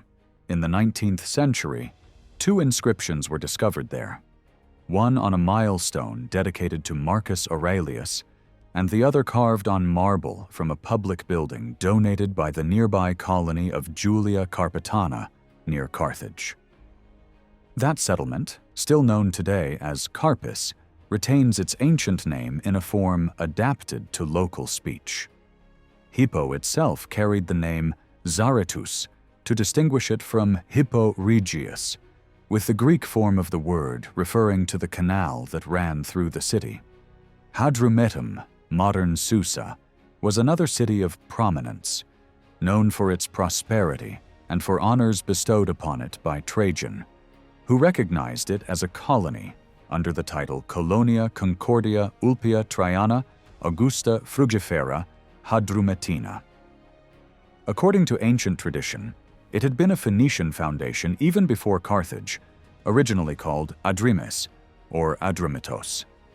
As the capital of Byzacene, it suffered heavily during Julius Caesar's African campaign and was forced to pay a substantial fine afterward. By the 6th century, Procopius described it as a large and populous town. Though destroyed by the Vandals, it was later rebuilt and fortified by the Byzantines, who for a time renamed it Justiniana in honor of the emperor.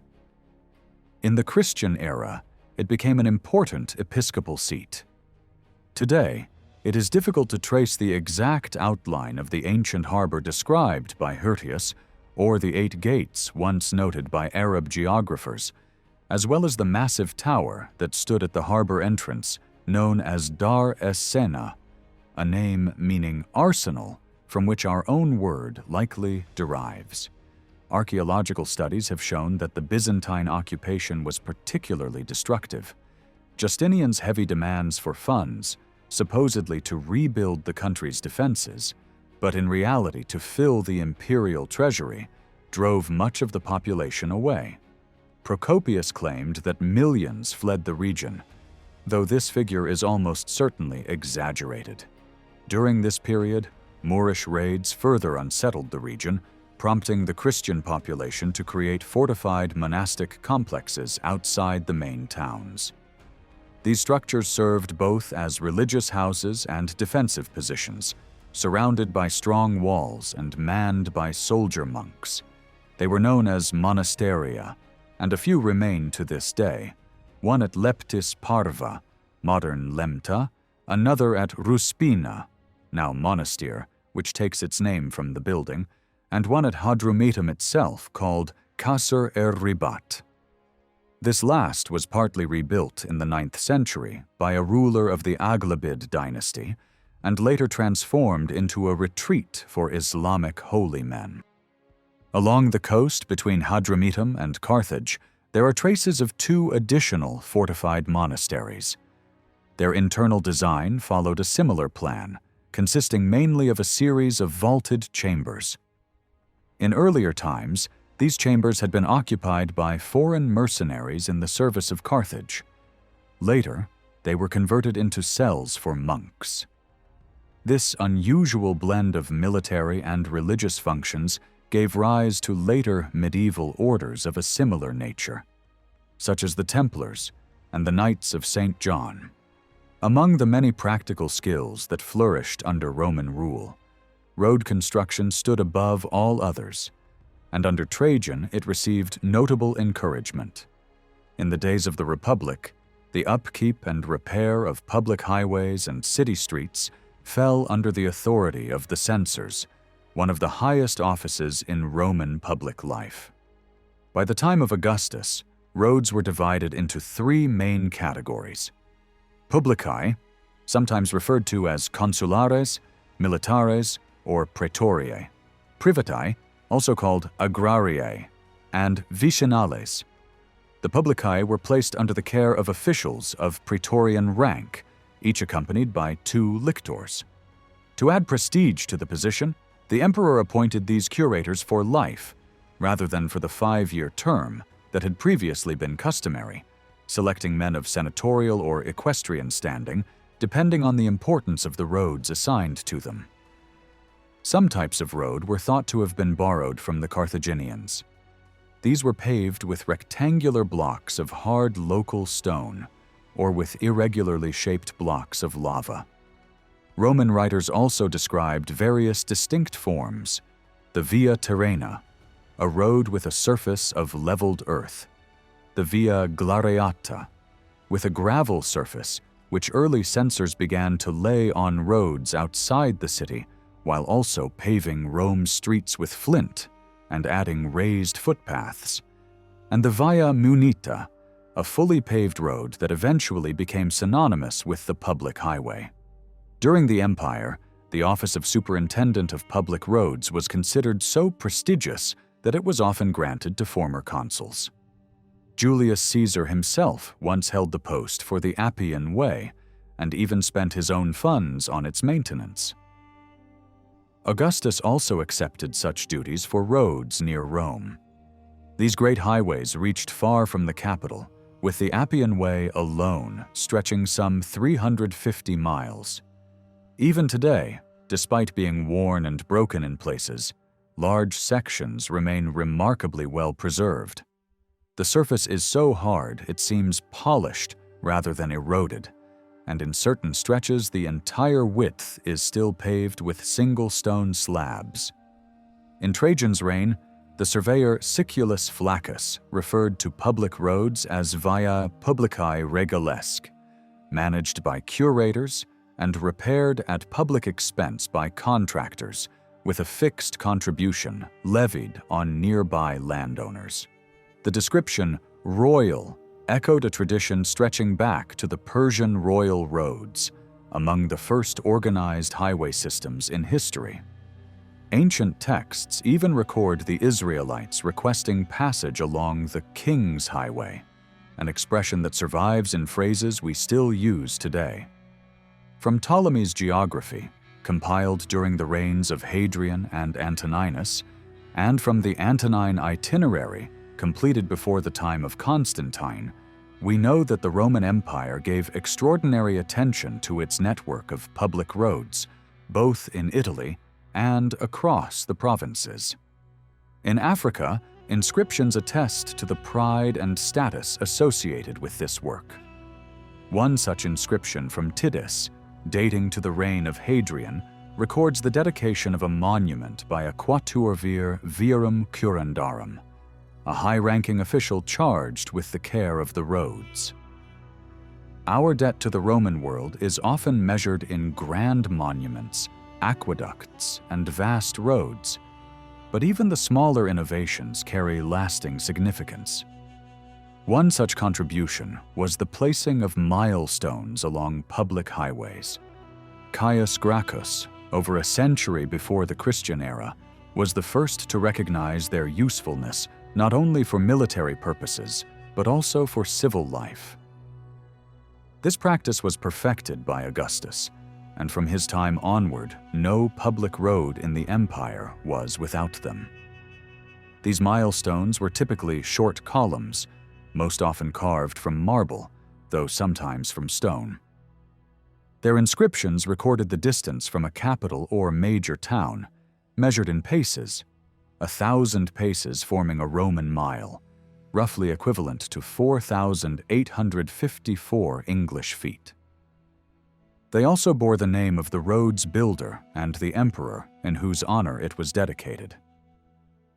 In Rome itself, Augustus placed a gilded bronze column in the Forum, known as the Miliarium Aureum.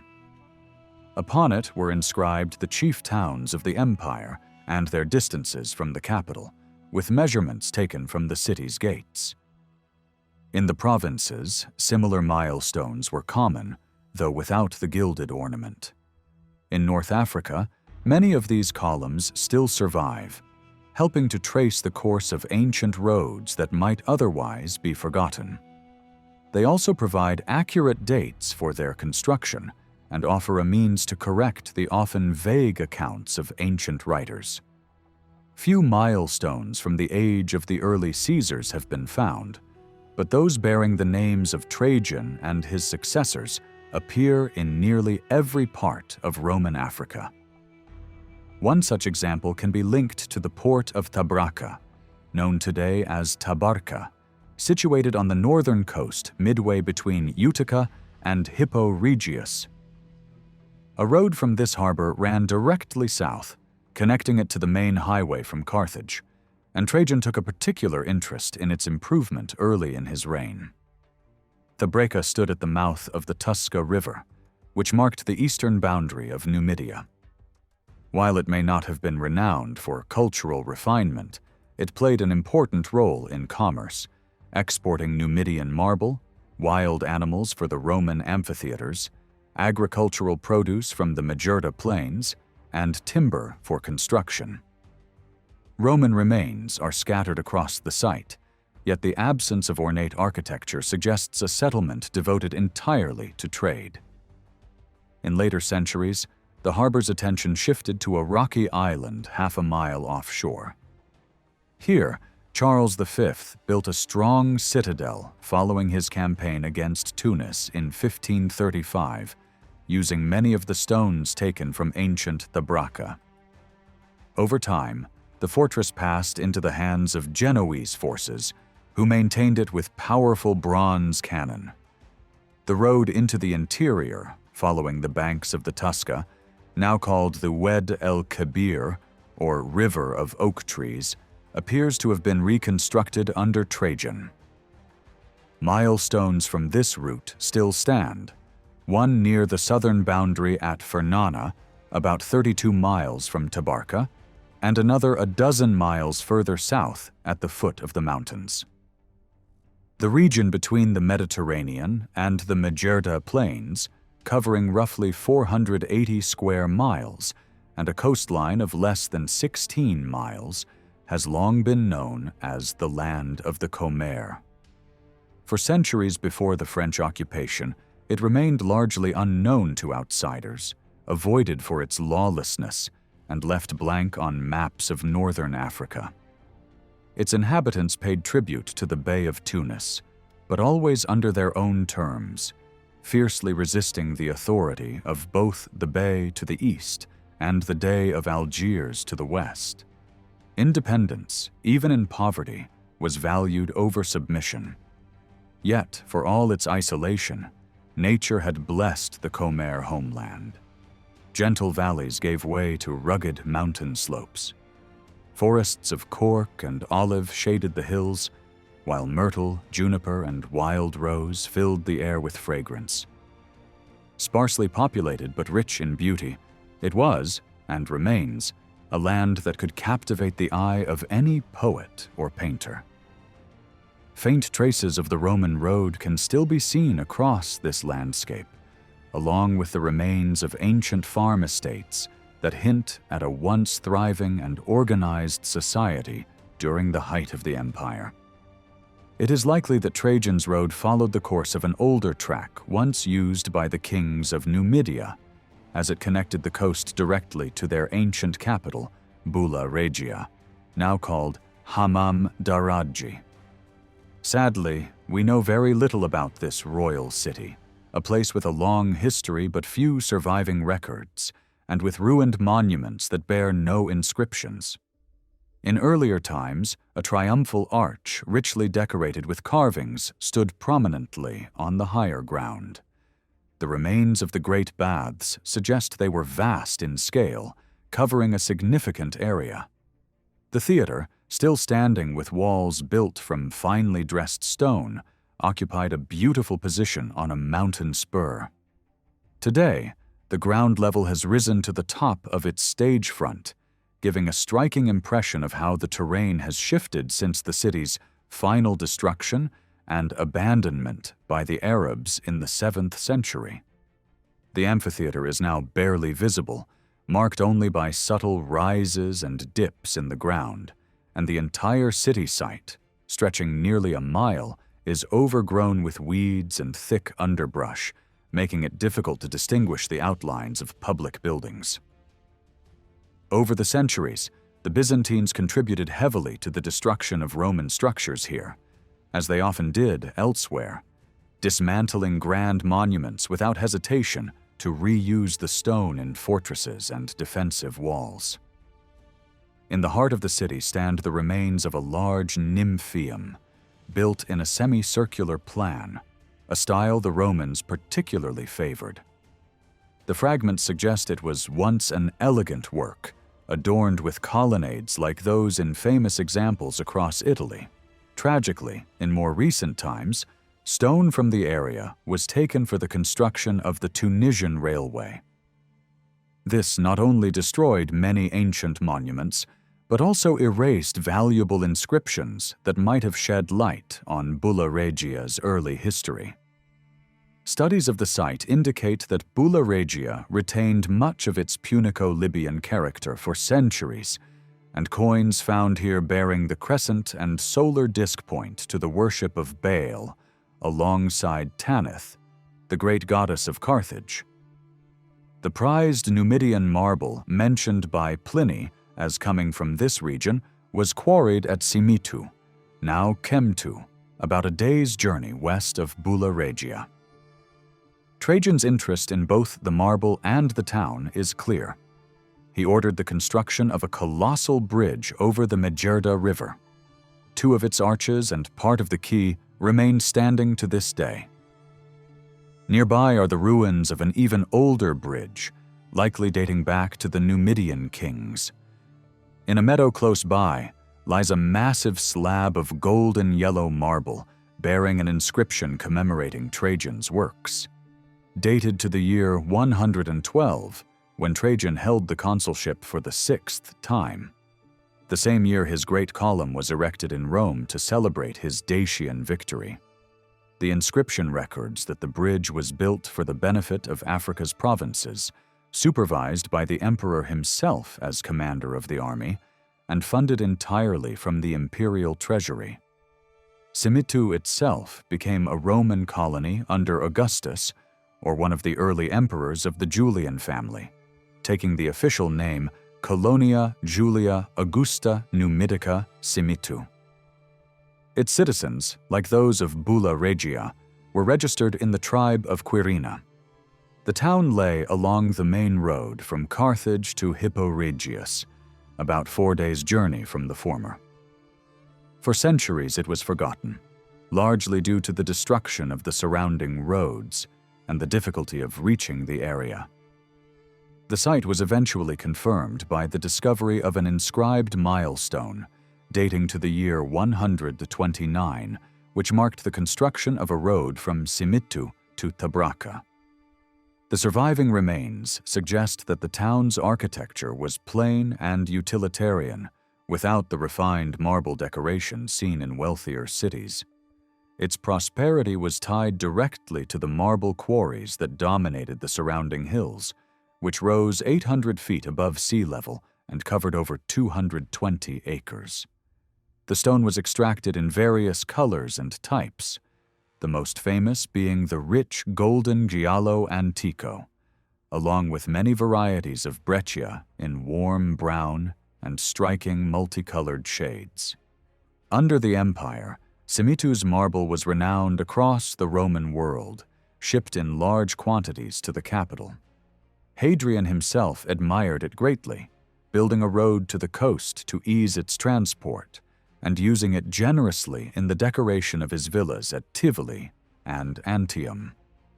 The Romans did not begin using marble as a decorative material until the early 1st century BC.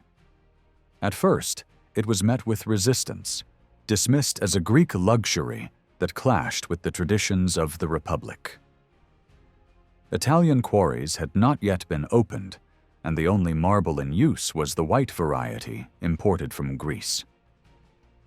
Pliny the Elder wrote fiercely against the growing taste for marble, especially in private houses, and sharply criticized Marcus Scaurus for placing tall columns of black Lucullian marble in front of his home on the Palatine Hill. He saw this as an example of dangerous extravagance, harmful to public morals and future generations, and believed that such ostentatious displays should have been banned by law. Another target of Pliny's criticism was Lucius Crassus, who around 95 BC installed 6 columns of marble from Mount Hymettus in the atrium of his house on the Palatine. The first Roman known to have used colored Numidian marble was Marcus Aemilius Lepidus, during his consulship in 78 BC. Its popularity grew under the influence of Sallust when he governed Numidia in 46 BC. However, the term Numidian marble is misleading, as it was applied to stone from Cimitu near the eastern boundary of ancient Numidia, as well as from Kleber in Algeria, which was in the Old Kingdom of Mauritania. Neither of these locations was actually part of Numidia. The name may have originated because much of the marble was shipped from the port of Tabraca, near the mouth of the Tusca River, which formed the eastern frontier of Numidia proper. It is certain that genuine Numidian marble was never quarried within Numidia itself. Quarries at Filfila, near Philippoville, produced white marble, but no colored varieties. Writers of the Roman period frequently mentioned this marble. Seneca, in his letters, referred to it alongside Alexandrian stone. Suetonius described a nearly 20-foot column of Numidian marble erected in the Roman Forum in honor of Caesar. Another author praised its distinctive saffron-colored patches, comparing them to the hue of saffron dye. The quarries at Chem II remain much as they were left by the Romans when the Vandals invaded in the 5th century.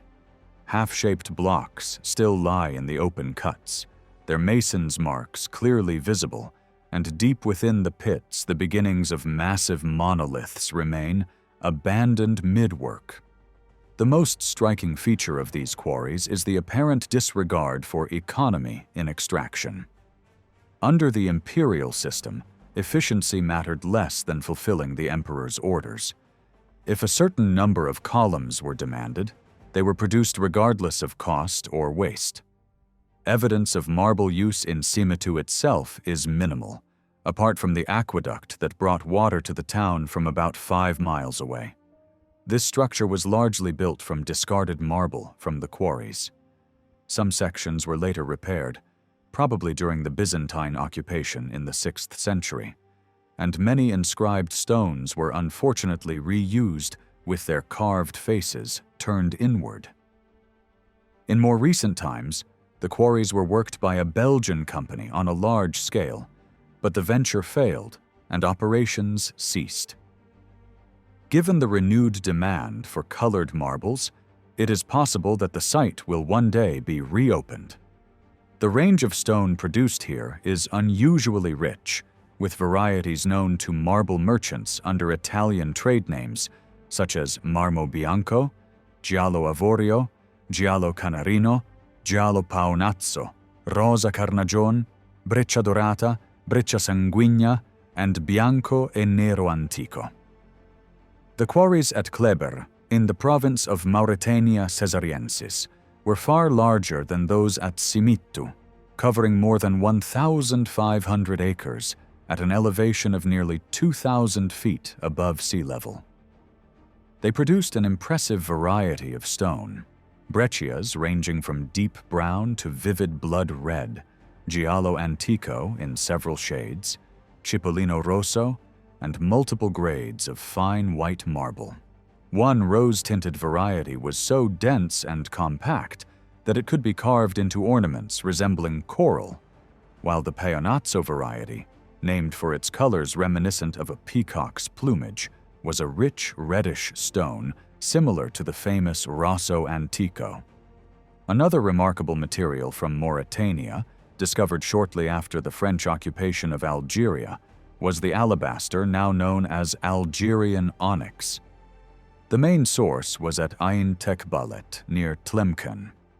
Visitors to this historic Moorish city, which in the 12th and 13th centuries rivaled Granada in wealth and culture, would quickly notice how extensively this onyx was used, particularly in the city's great mosques.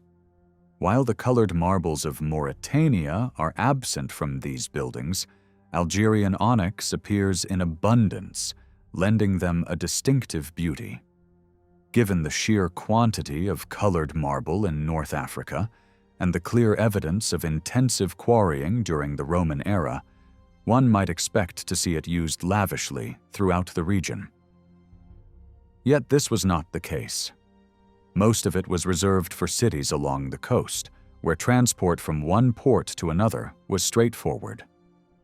In the inland Roman monuments of North Africa, marble fragments are rare. Local limestone, which could sometimes rival marble in texture and appearance, was often used instead. It seems likely that Numidian marble was so prized in Rome and other major Italian cities that its use in the African provinces was limited mainly to imperial projects. Roman Carthage, according to Arab historians, was a city of marble. Rebuilt under the orders of Augustus, it was designed with great magnificence. This grandeur is confirmed by medieval authors such as El-Bekri.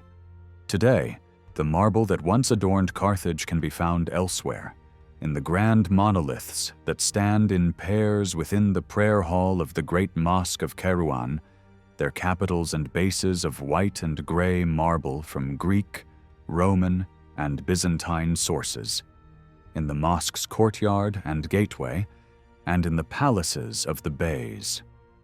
Yet all of these, impressive as they are overshadowed by two extraordinary columns that flank the mosque's mihrab. Tradition says they were brought from Egypt to Carthage during its reconstruction.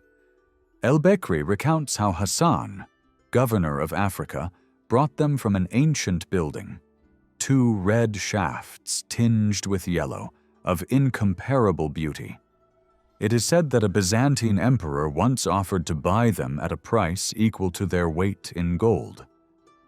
The quarrying and shipment of Numidian marble, which had been a thriving industry for 5 centuries under Roman rule, came to an abrupt end when the Vandals swept through North Africa like a destructive fire.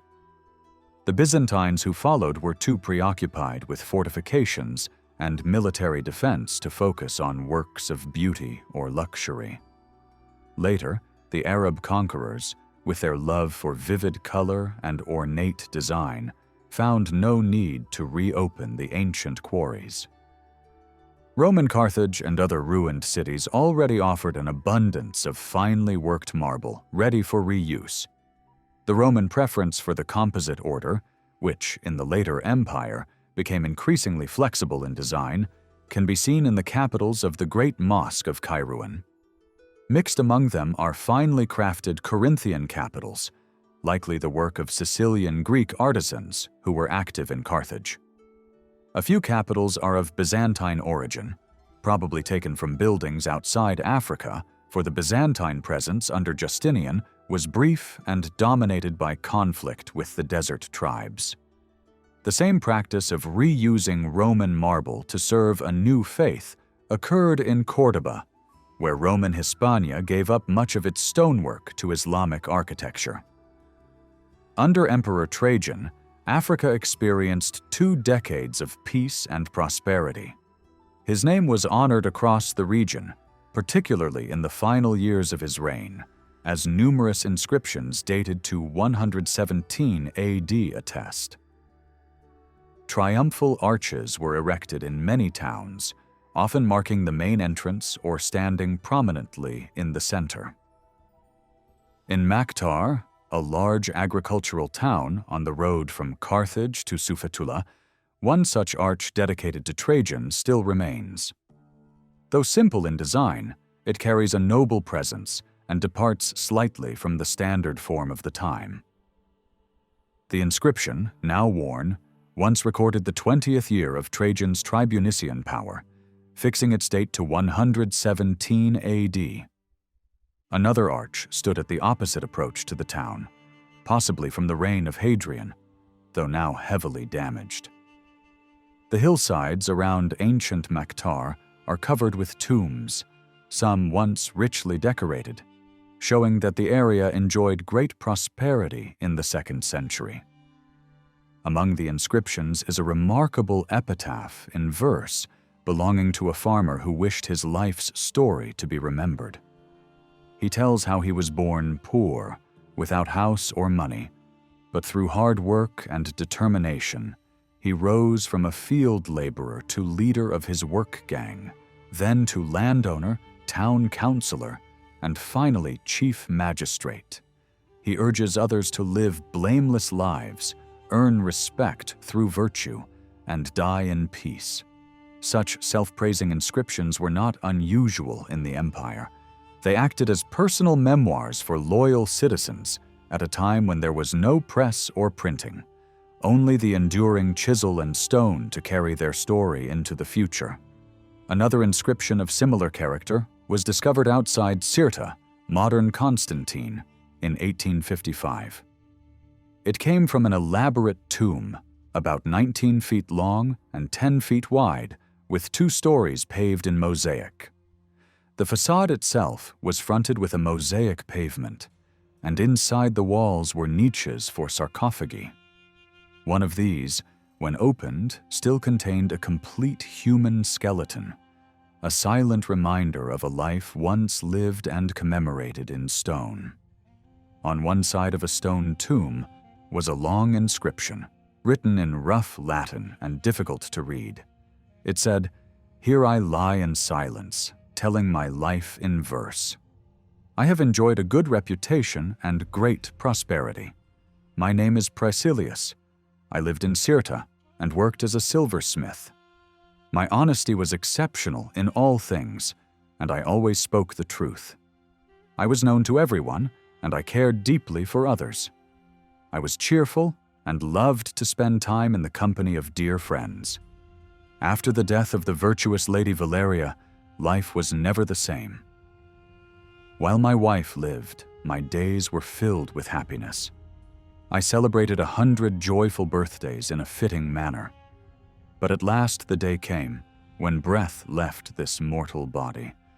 I prepared this epitaph myself while waiting for death. Good fortune, which never abandoned me, willed it so.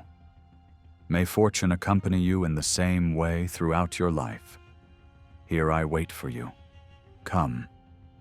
Another remarkable monument stands in Cilium, now known as Kasrin, a town once located on the southern frontier along the main road between Sufetula and Theveste. Rising above the surrounding ruins, this mausoleum is 3 stories high and was built on a stepped pyramid base, now mostly buried beneath the ground. The lowest story, plain and square, measures 12 feet on each side and has 2 small entrances. Above it, the second story is slightly smaller and is adorned with 4 Corinthian fluted pilasters on each face, finely carved, with the central pair on the main side spaced further apart to make room for a long inscription. The top story contains a large niche, plain on the outside, with no trace of the statue that once stood within. The entire structure is about 50 feet high, crowned by the typical pyramid seen in similar Roman African mausoleums. At its summit once stood a bronze rooster, and the inscription beneath it proudly declared, "Perched above the clouds, higher than the last drifting mists, if nature had given this bird a voice, it would have roused all the gods with its morning song to rise early." This monument was built by Flavius Secundus in honor of his parents and other family members, whose names and lives are described in detail across one entire face of the tomb. Alongside this record are no fewer than 90 lines of hexameter and 20 lines of elegiac verse, written in an elaborate style, celebrating the city's virtues and the beauty of its surroundings. Today, those praises seem almost ironic. The city, once delightfully perched on the edge of a plateau and encircled on 3 sides by the steep banks of a river, is now a vast field of ruins, stretching for nearly a mile and a half. The land is bare, without trees, and human dwellings have vanished from the horizon.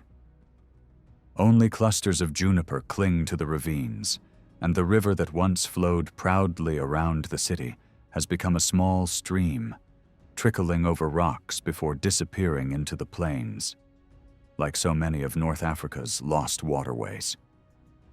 Nearly 60 years ago, a traveler who came to Kasrin was struck by the Secundus family tomb. He remarked that while the grand monuments still standing in this now desolate land testify to a past prosperity almost beyond belief, the verses carved here, in a remote town barely mentioned in history, prove how the civilizing power of Rome had once awakened both the intellect and the moral spirit of a people who were then numerous and prosperous, but who today have no art, no literature, and not even a settled home. The first lines of the inscription are worth recalling. They refer to the founder of the mausoleum, Flavius Secundus, and his wife, Flavia Urbana. From the text, we learn that Flavius Secundus lived to the remarkable age of 110, and his wife reached 105.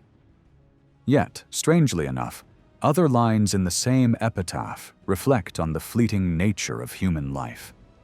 They read, "Although the time of life may be short and quickly passing, and the brief hour of our days swiftly slips away, even if mortal bodies sink into the Elysian fields, the thread is constantly broken by Lachesis, guilty in her weaving." Living to such an advanced age was not unusual in this land, which had long been famous for its healthy climate. At Amadara, now known as Hydra, a widow whose husband had died at the age of 82 years and 7 months had an inscription placed on his tomb that read, "You died too soon. You should have lived to 100. Why didn't you?" Herodotus once wrote that there were no people in the world as healthy as Africans, and Sallust observed that most died of old age, except those taken by the sword or by wild beasts, for disease claimed very few victims.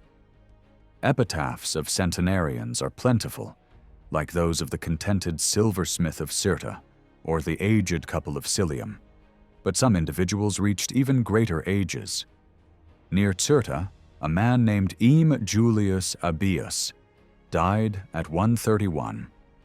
Close by, an inscription records the passing of Julius Gracililius, an old soldier, at the age of 120. Julius Pacatus lived as long, and Julia Gaetula reached 125. In the ruined village of Temda in Old Numidia, the memory of Citia Helena's long life was still honored by her family, and in the nearby district of Sila, another woman lived to the age of 111. One more inscription deserves mention, that of Julia Urbana, a priestess at Sigus, about 24 miles from Cirta. The stone simply records her name, her sacred office, and her age. The history of Sigus is largely unknown, though it was an important settlement long before the Roman conquest, and once home to many Numidian kings. Today, nothing remains but the foundations of walls and a few carved stones. Not all parts of the country enjoyed such salubrious conditions. At Ossia, a tomb records a virtuous woman who lived for 26 years without ever suffering from fever, a rare distinction. Another inscription, in memory of a beloved mother, simply states that she lived as long as she could, without mentioning her exact age. Among the many virtues that defined Emperor Trajan's reign, his concern for the poor and the vulnerable stands out. Memorials carved on buildings erected in his honor bear witness to this generosity, which contemporary writers praised openly. His influence reached even the remotest provinces, as shown by an inscription from Sicca Veneria, modern El Kef, dating from the early reign of Marcus Aurelius. It records a charitable endowment in the spirit of those first established by Trajan himself. The inscription tells how P. Latinius Papirianus, a procurator of the emperor, left a sum of money in trust to his fellow citizens. The interest from this fund was to be used forever for the care of 300 boys between the ages of 3 and 15, and 200 girls between the ages of 3 and 13. Each child was to receive a regular monthly allowance from this income. This act of generosity followed the example set by Trajan, whose reforms addressed one of Rome's most persistent social problems, the neglect of children in poorer communities. In the late Republic, no lasting solution had been found to improve the condition of the poor. By the time of the emperors, Rome had become a city of extremes, an elite of immense wealth on one side, and masses of impoverished citizens on the other. Free grain distributions kept many alive but encouraged dependency, and no ruler dared abolish them for fear of unrest. Public entertainments, baths, theaters, and games were expanded to keep the people distracted, but the deeper issues remained. In the countryside, poverty and heavy taxation forced families into desperate choices, and in the absence of laws protecting infants, abandonment or worse became a cruel reality. Trajan sought to change this. His system of charitable loans to small landowners with low interest rates ensured that the proceeds went directly to the care of local children. This form of aid was innovative, practical, and long-lasting, inspiring countless similar institutions throughout the Roman world and beyond. It is reasonable to believe that these two examples were not unique, but that throughout Italy similar charitable endowments were created according to the needs of each locality. The better-known case comes from the district of Velea, near Parma. From the inscription, we learn that Trajan advanced the enormous sum of more than 23 million sesterces to 51 landowners, the interest from which was enough to support 300 children, 264 boys, and 36 girls. The other case, recorded on a stone at Beneventum, tells of a fund of over 400,000 sesterces lent to 67 landowners at a very low interest rate. Through such enlightened methods, agriculture flourished. Workers were in demand to cultivate the fields, trade and manufacturing revived in the smaller towns, and a generation of children grew up carrying the additional surname Ulpiani in gratitude to their imperial benefactor. These details of Roman history in Africa, as well as in Italy, have reached us not through fragile manuscripts or the words of ancient writers, but through inscriptions carved in permanent lettering on bronze and marble. The great bronze tablet of Velea, discovered in the mid-18th century, measured 10 feet by 6, weighed almost 400 weight, and contained one of the longest inscriptions yet found. Though it was at one point broken apart and sold as scrap, it was painstakingly restored and now stands in the museum at Parma. It bears the title, The Food Supply Table of Trajan, listing in detail the names of the estates that received loans, the amount given, the owners' names, and precisely how the interest was to be used for the care of poor children. Not long afterwards, Trajan faced minor disturbances along the frontier, small-scale unrest similar to that experienced under earlier rulers. Though not serious enough to cause alarm, they disrupted the work of colonization. A permanent Roman military camp had been established at Taveste as the base for a full legion, supported by a chain of fortified posts along the northern slopes of the Auris Mountains. This had provided sufficient protection for a thinly populated region. But the peace and prosperity associated with Trajan's reign encouraged Roman farmers and smallholders to settle further into the fertile but remote parts of old Numidia.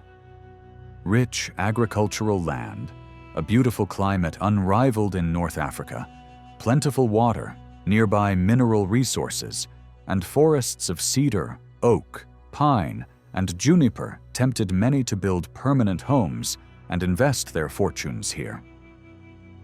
As population and wealth increased, so did the demand for greater security.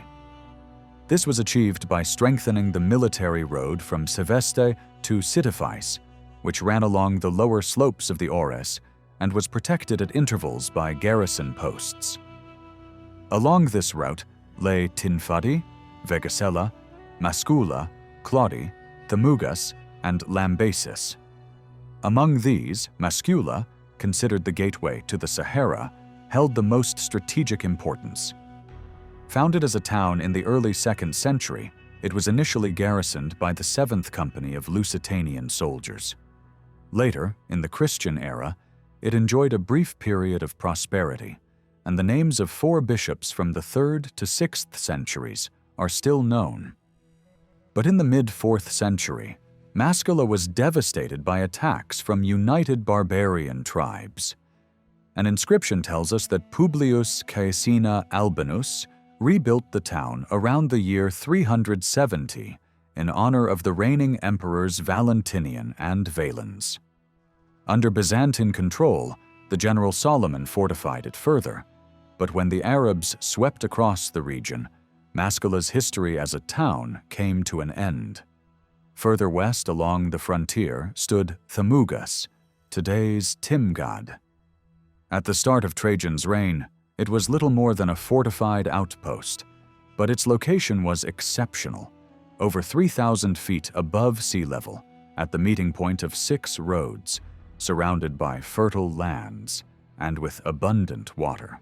Trajan ordered his imperial legate, Lucius Munatius Gallus, commander of the 3rd Legion Augusta, to lay out a new city in the year 100. By the end of Trajan's reign in 117, its principal buildings were complete, its streets populated, and prosperity was well established.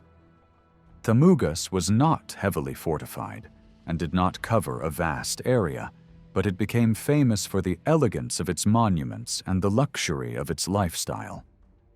Officially named Colonia Marciana Traiana Thammugas, or Colonia Ulpia Thammugas, its titles honored 2 legacies. The name Marciana commemorated Trajan's sister, celebrated for her compassion toward the poor and her service to the empire. She was granted the title of Augusta during her lifetime and died in 113. The name Ulpia referred to veterans of the 30th Legion Ulpia Victrix, whom Trajan rewarded for their service in the Parthian War by settling them in Thammugas as a protective garrison. The city's inscriptions record the dedication of monuments to Trajan's Parthian victories by soldiers of the 3rd Legion Augusta and the 30th Legion Ulpia Victrix. In these carvings, the name of the 3rd Legion is framed by deep lines, a mark equivalent to erasure. This defacement was ordered by Emperor Gordian III in 238 as punishment for the legion's support of his rival Maximinus and for aiding the revolt of Capellianus, governor of Numidia. Gordian disbanded the legion entirely, scattering its men to other military posts along the Rhine. There is perhaps no site in North Africa that has drawn as much deserved attention as the ruins of this old Roman city. Its story is literally carved in marble and stone. Inscriptions preserve the names of magistrates and officials, record dedications to emperors who had brought peace and prosperity, and commemorate loyal citizens who wished to be buried on the hillsides they had loved in life. These remnants, though often damaged, still tell the story of a once quiet community, long gone and almost forgotten until modern times. In 1765, the traveler James Bruce was the first to make careful drawings of some of the monuments and to copy the inscriptions still visible above ground. Later explorers added their own observations, which appeared in journals and reviews about Algeria and Tunisia. But it was only in 1875, when Professor Mascaret published his official report, that the true character of the remains and the importance of Thammugas could be properly appreciated as part of the long history of Roman Africa. Soon after, Sir Robert Lambert Playfair, the British Consul General at Algiers, produced another major work in 1877. He retraced Bruce's steps, re-edited his travels in Barbary, and added new details gathered during his years of residence in the country. Mascaret's report led to the ruins being placed under the control of the Service of Historic Monuments, and in 1880, systematic excavations began. These investigations, which continued almost without interruption, allowed scholars to publish detailed accounts of their findings. From a historical standpoint, our understanding of Thammugas has not advanced much beyond the official report, nor is it likely that new excavations will greatly change the picture, since the city seems never to have played a central role in political life. Yet historians and archaeologists remain grateful for the dedication of those who explored this remarkable site, often called the Pompeii of North Africa. Our knowledge of Thmugus in its early centuries rests mainly on inscriptions. The city became a Christian center at an early stage when Cyprian was bishop of Carthage in the mid-3rd century, but records of its life remain scarce until the end of the 4th century. At that time, the North African Church was divided by disputes, and Thmugus became a place of religious unrest under its bishop Optatus, who resisted the emperor. The Vandal invasion marked the beginning of its decline. When the Byzantine general Solomon arrived in 535, he found the city in ruins. Procopius records that the local mountain people themselves destroyed the place to prevent the Byzantines from occupying it.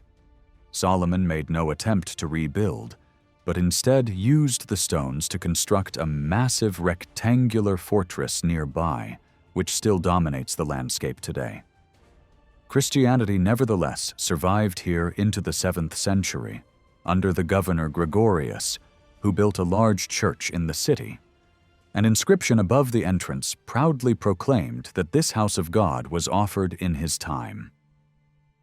The date can be fixed around the year 641, during the short reign of Constantine III. Remains of 6 other churches have been found, including what was likely the cathedral. These structures were pieced together from the stones of ruined Roman buildings, built hastily to meet the needs of a new faith rather than to beautify the city. After Gregorius was defeated by the Arabs in 647, Thmugus was abandoned. Centuries of earthquakes and neglect reduced it to the ruined state we see today. Still, the memory of its bishops has survived. Novatus in the 3rd century, Sextus and Optatus in the 4th, Faustinus in the 5th, and Secundus, who was driven out by the Vandals in the 6th. Their names, like the stones of the city itself, remind us of a community that once flourished, only to fade into silence beneath the North African sun. Like many towns of the region, Thmugus seems to have suffered less from deliberate destruction than from centuries of neglect and abandonment, though there are signs that parts of it were once attacked by fire. The city stretched across a series of broad terraces on the lower northern slopes of the Auris Mountains, with the main Roman road from Theveste to Lambesis passing directly through it. The Forum and the great public buildings were built on the higher ground, while the main residential quarters spread out on the lower levels. The natural layout of the hills favored the flow and distribution of water, which ran along the main streets leading north. Sections of the stone channels that once confined these watercourses can still be traced, and some conduits still serve their original purpose. Yet no aqueduct remains have been discovered, nor any bridges across the ravines.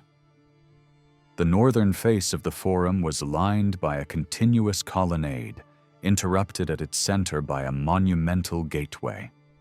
Behind this gateway, a flight of 10 steps led up to the paved square, which measured about 162 by 148 feet, and was entirely surrounded by a broad Corinthian colonnade, raised on a platform 2 steps above the main floor. To the east stood the basilica, while to the south was the theater.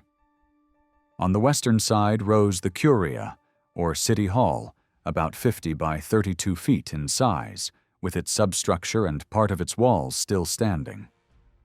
In front of the curia, reached by 9 steps of which 6 survive, was a raised platform 40 feet long and 12 feet wide, standing 6.5 feet above the Forum. This was the tribunal, a place central to Roman public life, where magistrates dispensed justice from the curule seat. The paving of the Forum is crowded with stone pedestals and inscriptions, many still legible. Fragments of statues discovered here, together with the inscriptions, leave little doubt that the entire forum was once filled with bronze and marble statues dedicated to emperors or to the memory of honored citizens. The most commanding monument of the city was the Temple of Jupiter Capitolinus, the capital, which dominated the southwestern side of the town. It stood inside a large walled enclosure, and the temple floor was raised high above the ground, reached by a grand flight of 40 steps leading to the northeast portico.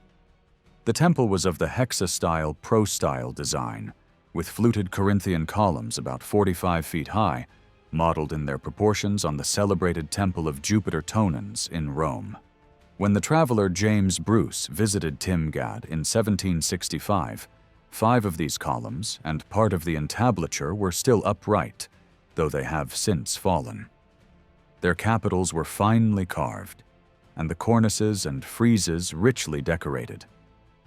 An inscription once found at the site, dating to the reign of Valentinian and Valens between 364 and 375, proudly declared, "Through the magnificence of our lords Valentinian and Valens, ever august and eternal, the portico of the capital, long consumed by age and fallen to its foundations, was rebuilt and adorned with new work, and dedicated by Publilius Cionius Caecina Albinus, a man of highest rank and consul, under the care of Aelius Julianus, curator of the city, and Flavius Aquilinus, together with Antonius Petronianus and Antonius Januarianus, priests forever."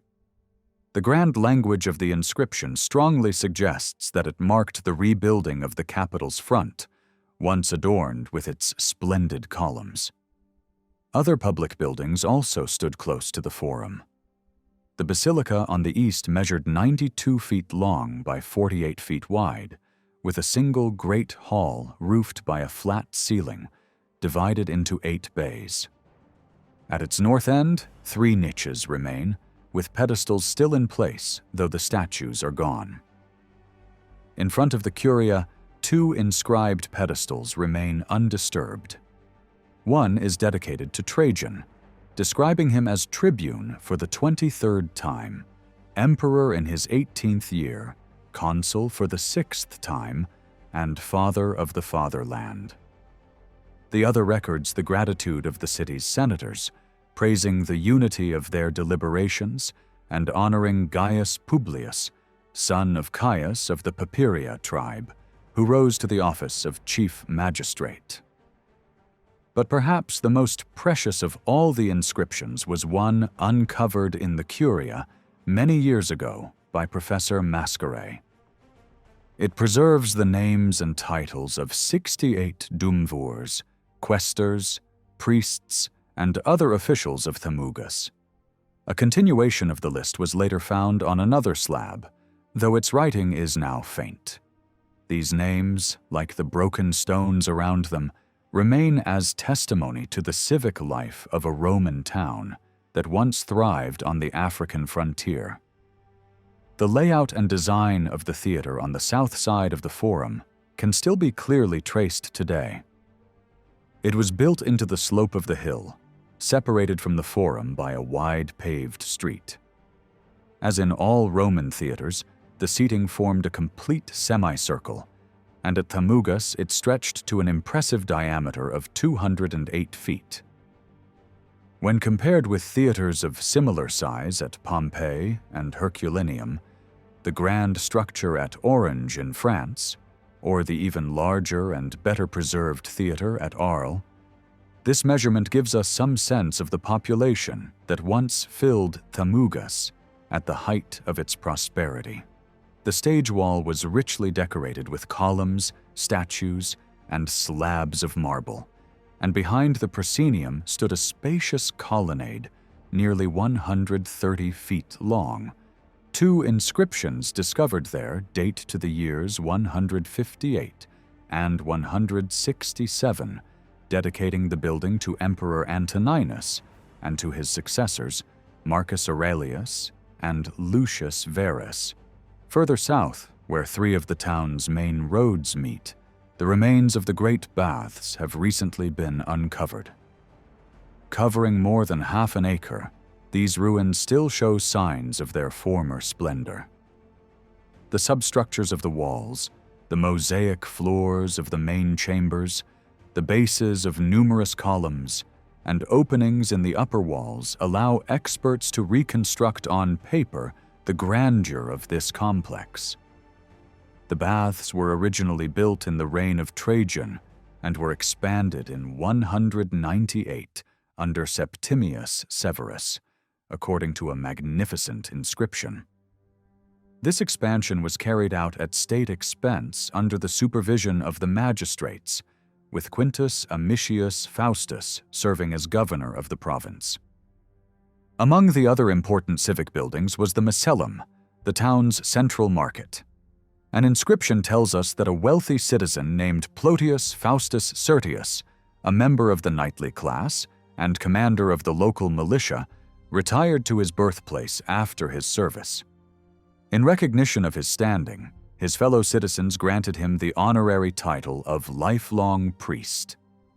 To commemorate this distinction, Plotius Faustus and his wife, Cornelia Valentina, financed the construction of the splendid market and gifted it to their city. To archaeologists, the ruins of Tamugas offer a wealth of insight, and the many inscriptions provide endless fascination. Yet, to the ordinary visitor, the tumbled walls, broken columns, and scattered stones may seem like little more than fragments of the past. It takes the trained eye of an expert to rebuild these pieces into their original form, or to restore from a few letters the grandeur of an entire inscription. Among all the surviving monuments, the most remarkable is the Arch of Trajan, still standing in honor of the great emperor and founder of the colony. Though weathered by 18 centuries of sun, wind, and rain, with its shafts broken, its attic fallen, and its niches empty of the statues that once adorned them, the arch still commands admiration. When the explorer Bruce visited Tamugas in 1765, the arch was half buried under heaps of stone and soil.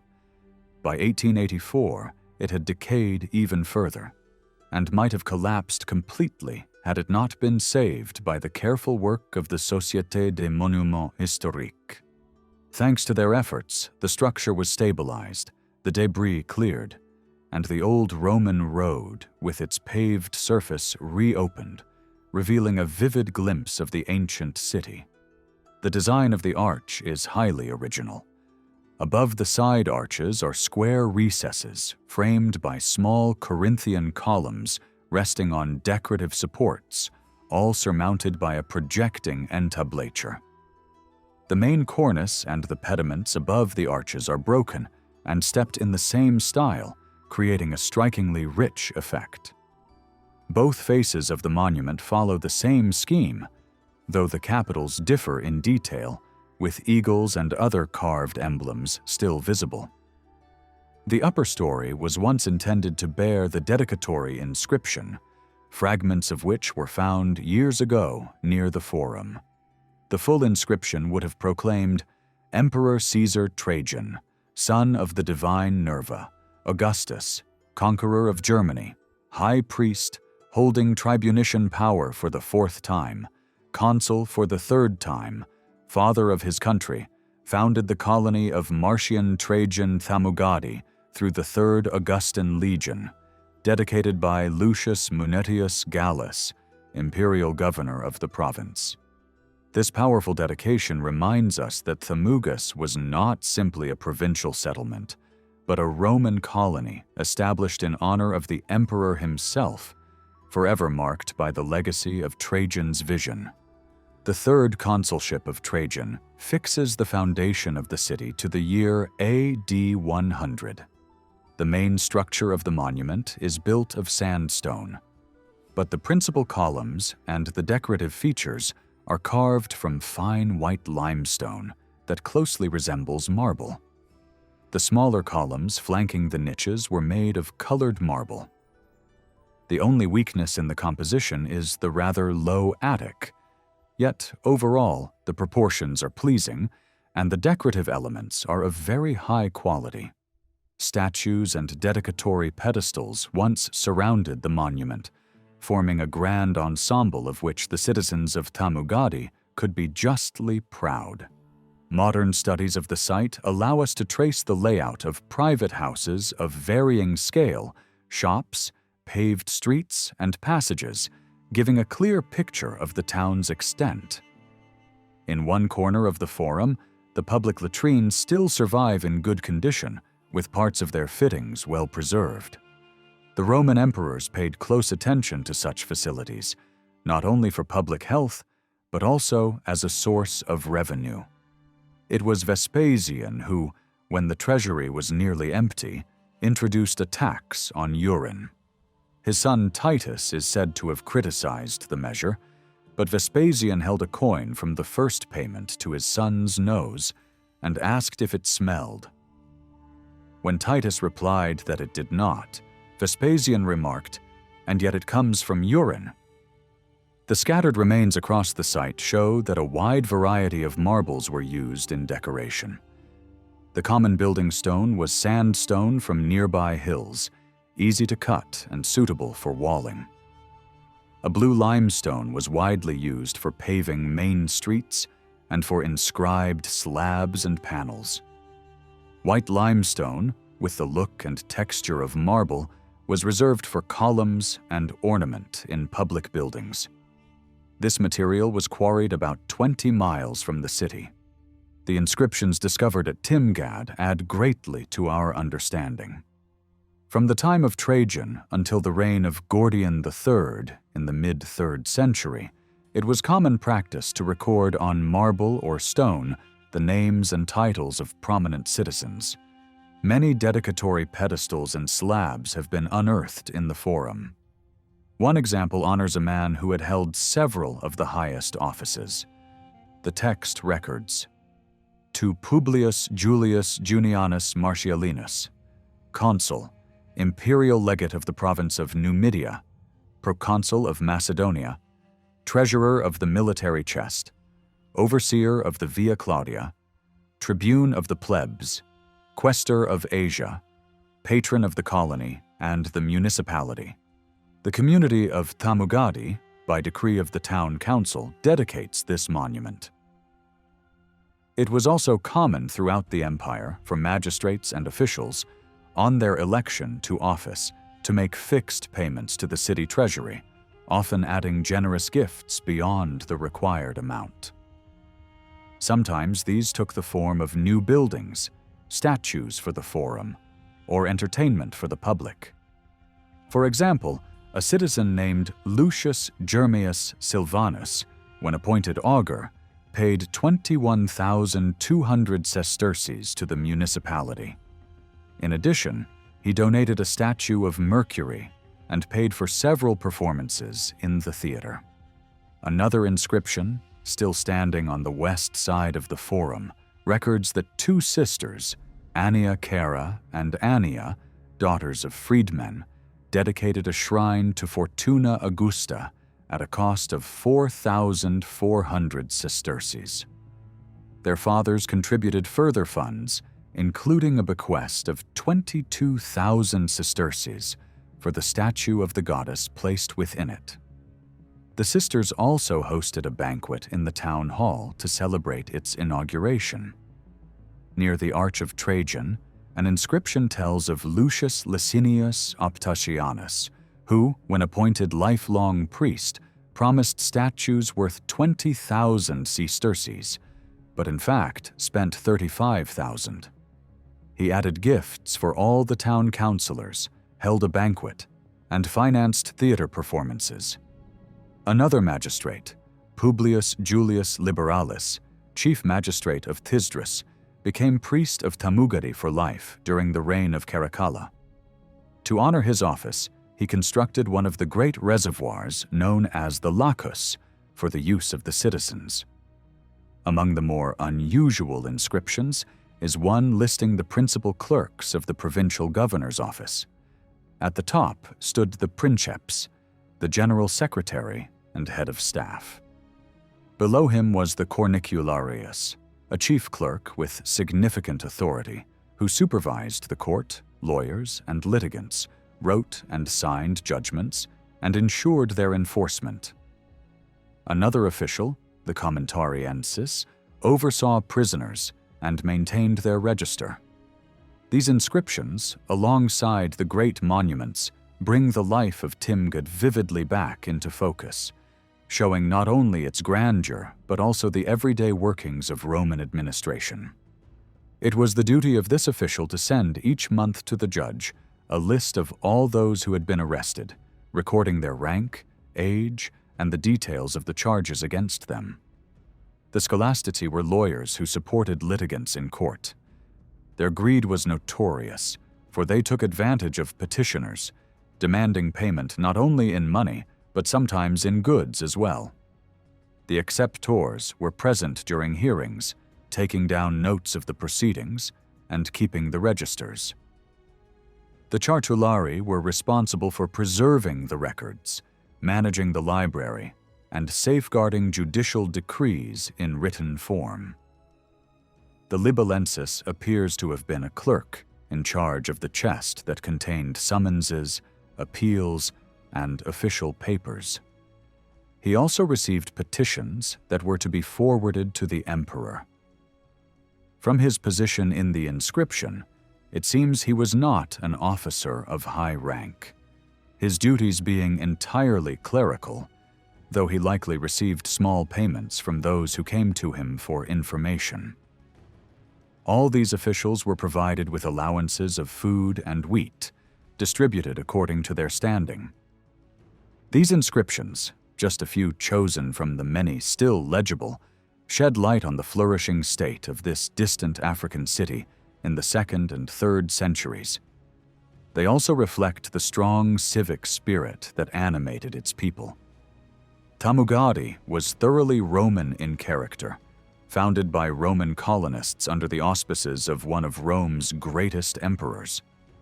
Its plan, its public buildings, its houses, and even its civic regulations followed the same principles that governed life in the capital itself.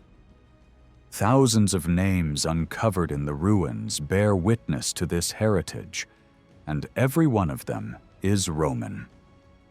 Standing amid this wilderness of stone and marble at the end of the 19th century, one cannot help but ask why such a city, with all its wealth and grandeur, was established in a remote and treeless land where nature seemed harsh and unwelcoming, and where agriculture must have been difficult. Yet the answer becomes clear as you climb the hill above the Forum and sit on the broken walls of the old theater. The deep ravines to the east and west, now carrying torrents of mountain water, were once carefully controlled aqueducts. Stone walls directed their flow into the public baths, carried them beneath the main streets, and released them into the plain, where irrigation created fertile fields. What seems today a barren waste was in Roman times a land of abundance. From that height, you look down and see the small forum with its elegant colonnade, lined with pedestals of stone, marble, and alabaster. Statues and busts once filled the space, commemorating men and women who had been honored in life, their stories preserved in inscriptions carved to endure. To one side stood the basilica, once filled with the voices of Roman crowds. To the other rose the grand peristyle of the Temple of Jupiter Capitolinus. A little further down was the graceful triumphal arch, flanked by groups of pedestals and statues, with the great road to Lambasis winding upward through it into the hills. The bare mountain slopes you see today were once covered in forests of oak and ash. The nearby hillsides were planted with gardens that brought delight to the city's elite. Beyond stretched olive groves along the ridges, and in the plain below spread a wide sea of fertile fields heavy with grain and fruit. 17 centuries ago, Thamugadi must have been a truly pleasant place to live. No other city of Roman North Africa so strongly bears the mark of Trajan. Yet the work of excavation never ceases. And with the steady patience of archaeology, his name may one day be revealed in other corners of this vast land, as it has here in Thamugadi. This account of Romano-African history does not aim to examine the personal careers of the emperors, except where they are directly connected to Africa itself. Until the reign of Hadrian, the Caesars had governed their African dominions with varying degrees of success, but often without much personal knowledge of the land or the peoples under Roman rule. Some rulers neglected this wealthy province entirely, while others gave it their attention, encouraging colonization and strengthening local administration through fair laws and wise policies. The active government of Julius Caesar and Augustus laid the foundation for a system that Vespasian would later establish, and which many of his successors continued with good results. Under Trajan, Africa entered a period of real prosperity at the beginning of the 2nd century, and Hadrian followed his predecessor's path with equal care. Historians often regret how little has survived about this important chapter of Roman history. Writers of the time are strikingly silent, and it is reasonable to believe that many works produced in Rome, or in the flourishing schools of literature in Carthage and other African cities, have been lost or destroyed. Suetonius, one of the greatest writers of the early 2nd century, was a close friend and secretary to Hadrian, accompanying him on many journeys. His accounts would have offered priceless insight into this period, but apart from his famous biographies of the 12 Caesars and a few fragments, his works are gone. Later, the historian Cassius Dio spent 10 years collecting material for his great history of Rome, written in Greek and published in 80 books. He was highly respected, but only parts of the final 20 books remain today, the rest mutilated or lost. As governor of Africa in the 3rd century, he had direct experience of the province and its people, making the loss of much of his work even more regrettable. In later centuries, other writers tried to preserve the memory of this age. Aelius Spartianus and Julius Capitolinus, writing during the time of Diocletian, included brief accounts of Hadrian in the series known as the Augustan Histories. Spartianus's life of Hadrian is little more than a dozen pages, but it does capture elements of the emperor's character. Aurelius Victor, in the time of Constantius, and Zosimus, a distinguished officer under Theodosius, added further commentary. The list of historians closes much later with the monk John Xiphilinus in the 11th century, who condensed Dio's writings and devoted several pages to Hadrian. Archaeology, however, helps fill the gaps left by these incomplete records. Inscriptions, monuments, and especially coins give us a picture of Hadrian's reign. No fewer than 53 coins were minted to commemorate his travels through the provinces. 7 of these are linked to Africa, with inscriptions that name the regions he visited and his efforts to restore or strengthen them. Modern scholars have offered their own portraits of Hadrian. He is described as intelligent, refined, and energetic, more of an administrator than a statesman, more of a man of taste than a philosopher. In appearance, he was strikingly handsome, with the bearing of a noble gentleman. Writers such as Gregorovius and Champagny have analyzed his character in detail, showing the many sides of this unusual ruler. Dio, writing in the early 3rd century, said that Hadrian visited more cities than any other ruler, and to all he was generous, giving them harbors, aqueducts, grain, gold, buildings, and honors. It is not entirely certain whether Hadrian made 1 or 2 separate journeys into the interior of Africa, but it is clear that he was there around the year 125, with an earlier visit to the coastal towns a few years before. He traveled from city to city, managing complex matters of civil and military government, paying attention to the customs and needs of local peoples, and adding new colonies and municipalities where they were needed. His appreciation for art and architecture led him to embellish towns with impressive buildings, continuing the vision of Trajan, who had believed that the promotion of culture was both a glory to the empire and a benefit to the state. Roman Africa had lived in peace for many years under the firm rule of Trajan, so the settlers were unprepared for an uprising that broke out soon after Hadrian came to power.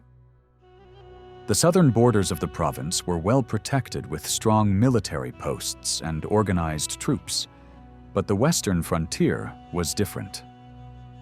It stretched across a long, thinly populated region with few defenses and scattered Italian colonists. This area became the center of an insurrection led by the Moors of western Mauritania. The disturbance was not entirely unexpected by the emperor and the Senate, since they were aware of the ambitions of some of Trajan's most trusted generals. One of them was Lucius Quietus, a Moorish leader who had taken on a Roman name and commanded a band of mercenaries. His Moorish cavalry had already been depicted on Trajan's column, showing their distinctive appearance during the Dacian campaign. They rode small horses without bridles and wore short tunics fastened at the shoulders with a brooch. Their hair was carefully curled around the head, and each carried a small shield along with lances or similar weapons. Quietus had enjoyed great success as a commander. His victories in the Dacian and Parthian wars, as well as his role in putting down a Jewish revolt in Palestine, won him many honors and the admiration of the Roman legions. But he was overambitious and dreamed of power for himself.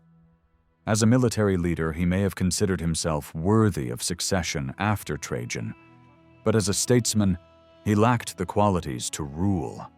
When Trajan lay dying, Quietus was far from Rome, and Hadrian was named emperor. From that moment, Quietus waited for the right chance to break away from Roman authority. Hadrian, however, removed him from command in Syria and sent him to govern Mauritania. There, he stirred up a Moorish uprising with partial success. Later accused of plotting to assassinate the emperor, Quietus was condemned by the Senate and executed.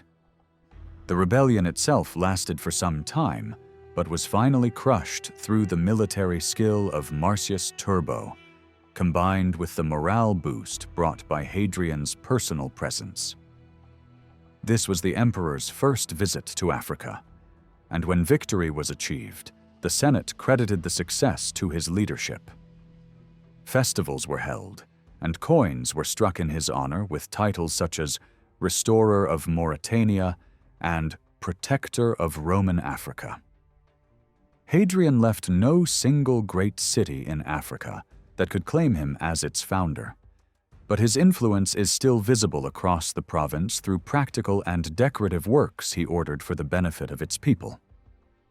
Inscriptions tell us that he visited the camp of the 3rd Augustan Legion, the backbone of the African army, and reorganized its military structure. 2 pedestals discovered at Lambessa preserve records of this visit. One inscription honors Hadrian for strengthening the legion and its veterans, while another preserves a long speech of 63 lines in which the emperor praised their discipline, their use of weapons, and the impressive fortifications of their camp. Hadrian was also known for improving infrastructure. A milestone found near Carthage records that he ordered the soldiers of the 3rd Legion to pave the road between Carthage and Thevesta, and to build a new highway connecting Rusicada, modern Philippeville, with Cirta, now Constantine. The inscription makes it clear that the cost of these works came directly from the imperial treasury, but the most monumental work forever tied to Hadrian's name in Africa was the great aqueduct that carried water from Mount Zaguan and Mount Jugur to Carthage and Tunis. Few Roman structures better demonstrate imperial will and Roman engineering than this majestic line of arches. The Arab geographer El-Bekri later described how the aqueduct seemed to reach to the clouds, with its tiers of arches carrying the waters to Carthage. The project began under Hadrian, and the section from Zaguan, about 35 miles long, was completed during his reign. The extension to Mount Jugur, however, was not finished until the time of Septimius Severus. At Carthage, a coin was struck showing the goddess Astarte, guardian of the city, seated on a lion beside a spring of water flowing from rock. A clear reference to the aqueduct. The most striking part of the structure was the crossing of the Oued Melian, which survived in good condition until the 19th century. Sadly, when a new bridge was needed for traffic between Tunis and Zaguan, the ancient piers were destroyed for building material, even though the modern bridge, built nearby, had nothing of the grandeur of the Roman work it replaced. The construction of the great aqueduct was born out of necessity. A desperate cry for help had reached Rome from Carthage. For 5 long years, no rain had fallen in that part of Africa. The cisterns stood empty, the land was parched, the crops were failing, and the grain ships meant for Rome lay idle in the harbors. While there was still enough grain stored in African granaries to sustain the colonists and local population, the crisis ran deeper. Rome, and many towns in Italy, had long depended on Africa for their main supply of food. With Trajan's wars having drawn away much of the able-bodied workforce from farming, the shortage of harvests became a matter of serious concern for the Senate. It is no surprise, then, that Hadrian, seeking stability in the provinces, placed great importance on good harvests in Africa. Fortune seemed to smile on him. Ancient accounts say that on the very day the emperor set foot in Africa, the clouds gathered, the rains poured down, and the hearts of the people were filled with joy. It is little wonder that the peasants revered him almost as a divine figure, and his visit to the land was remembered with gladness. The system of rainwater storage, perfected by the Carthaginians who had inherited it from the Phoenicians, was preserved and expanded by the Romans when they rebuilt Carthage. The enormous reservoirs later known as the Cisterns of the Demons were restored to serve the great aqueduct. Alongside them, another range of 18 cisterns was built, each nearly 100 feet long and capable of holding more than 4 million gallons of water. Constructed from rubble stone and mortar of remarkable hardness, their interiors were lined with a thin layer of cement made with marble dust. Many of these structures still survive in fair condition and are used by locals today. Earlier Carthaginian cisterns, though now in ruins, were once even larger. Travelers of later centuries wrote that there had been 20 of them, supplied by an aqueduct from the mountains of Zaguan. The channels were 3 feet wide, with domed filters placed at intervals to purify the water. Even in their ruined state, the vast scale of these reservoirs can still be traced. For centuries, the Romans followed the same methods, building long, parallel cisterns with thick rubble walls and vaulted roofs. Some were protected with shaded galleries, allowing people to draw water without suffering from the heat of the sun. Others were polygonal in shape, reinforced with external supports, and in some cases included a second, covered basin above the main reservoir to make access easier. Examples of these can still be seen on the roads leading to Susa, Kairouan, and the ancient city of Thysdrus. Perhaps the most impressive of all stands outside the walls of Kairouan. Here, 2 vast polygonal basins survive, one of them over 400 feet in diameter and 20 feet deep. At its center once stood the base of a pavilion, likely adorned with sculptures and decoration. The smaller basin nearby is ringed with niches, while the two are linked by channels and filters once covered by arcades. Built with alternating layers of rubble stone, their walls are strengthened by semicircular supports placed symmetrically around the structure. The inner faces were coated with cement, making them watertight. Later, Arab writers attributed this astonishing work to the Aghlabid dynasty of the 9th century, but it is more likely a creation of the late Roman Empire, later restored by Islamic builders. Other cisterns across Tunisia, built by later rulers, display the same skill and solidity. Their plaster mixtures of sand, ash, lime, and oil hardened like stone and were entirely waterproof. Pipes were joined with tow and lime, beaten together with oil, forming joints that became as firm as rock. These construction methods were part of a long tradition, stretching back to the Phoenician settlers who first brought their knowledge of water engineering to North Africa. Cisterns and wells played a vital role in the daily life of the ancient East. In lands where the climate was dry, where rain was irregular, rivers often ran dry for most of the year, and lakes carried a high degree of salt. Water was more precious than gold. For this reason, the storage of water became an advanced science at a very early period. The paving of streets may even have begun with the simple purpose of collecting rainfall as cleanly as possible. Almost every house was built with a cistern beneath it, while towns contained large public reservoirs into which water from the streets was directed. These reservoirs were maintained by the local authorities. Under Roman rule, such reservoirs were carefully kept free from impurities, and strict laws were in place to guarantee cleanliness. Later, however, when the region fell under the rule of Moors and Arabs, these sanitary traditions were neglected. Although the habit of building cisterns beneath houses continued, the great public reservoirs that had been the pride of Carthage and Rome were abandoned. Instead, the countryside became dotted with open ponds, filled with mud and filth, with no attempt made to keep them clean. The Roman cisterns of North Africa remain one of the most striking monuments of this system. Nearly all of them follow the same plan. A series of vaulted chambers, built side by side, their number depending on the size of the town. At El Kef, the ancient Sika, 13 such chambers still stand in excellent condition, each about 90 feet long, 23 feet wide, and 20 feet high. In many places, the original cement lining remains smooth and intact. A vivid story about Roman engineering comes from an inscription found in 1866 near Lambessa, which records the difficulties faced by the people of Saldae, modern Bougie, in securing a water supply around the year 152.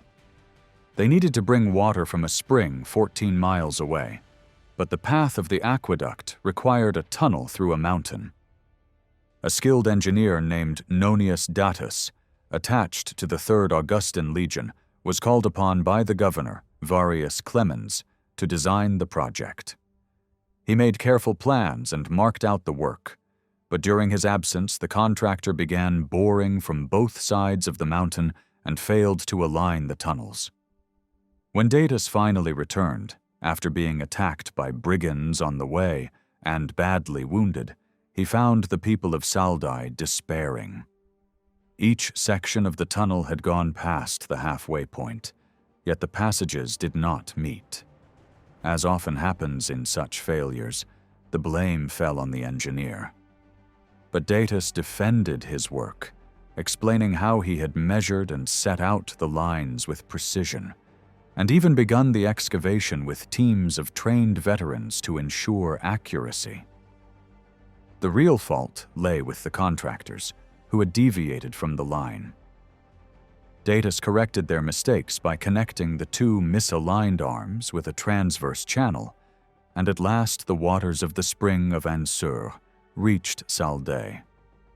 The event was celebrated with great rejoicing in the presence of the governor and the engineer himself.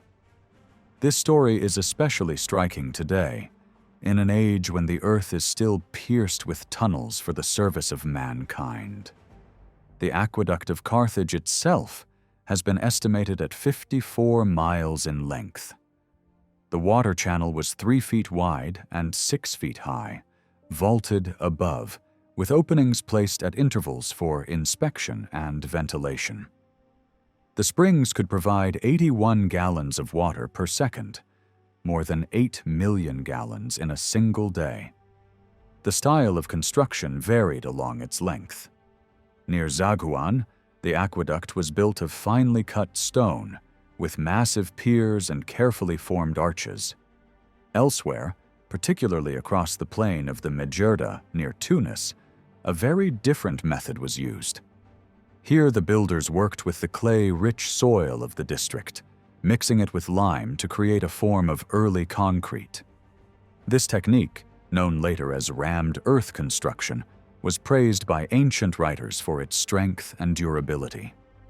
Hannibal had used it in Spain, and the Carthaginians may have adopted it from earlier North African traditions. In this portion, the aqueduct piers stood more than 60 feet high. Wooden strips and pegs were embedded within the structure to help level the courses, while thick layers of mortar strengthened the whole mass. Arches were set on stone foundations, and above them the channel carried the life-giving waters to Carthage. The strength of Roman construction can be seen in the aqueduct of Carthage, whose remains still stand despite centuries of earthquakes. In some places, the Arabs removed more than half the stones from the bases of the giant piers, yet the superstructure above remained firm. Elsewhere, whole piers collapsed, leaving the water channel balanced in mid-air with no visible support. A curious parallel is found in a note once written about building traditions on the banks of the Rhine. It explained that many houses were built simply of earth, reinforced with wooden planks placed at intervals inside the walls. Care was taken not to leave the plank ends exposed to the air. When such houses were later dismantled, the timber within was discovered to be perfectly preserved, sometimes even retaining its original color. Traders from Lyons, it was said, built their country houses in just this way. The aqueduct of Carthage itself would likely have been destroyed long ago by the Arabs, condemned as the work of unbelievers, had it not been saved by legend. A tale was told that gave the aqueduct a place within Islamic tradition. According to the story, during the Carthaginian rule, a neighboring king who followed the prophet desired to marry the daughter of a senator of Carthage. Consent was granted only on the condition that he bring the waters of Zaguan and Jugar to the city. The task was long and difficult, and when it was nearly complete, the girl died. Her younger sister then offered herself in marriage. The work was finished, and the wedding celebrated.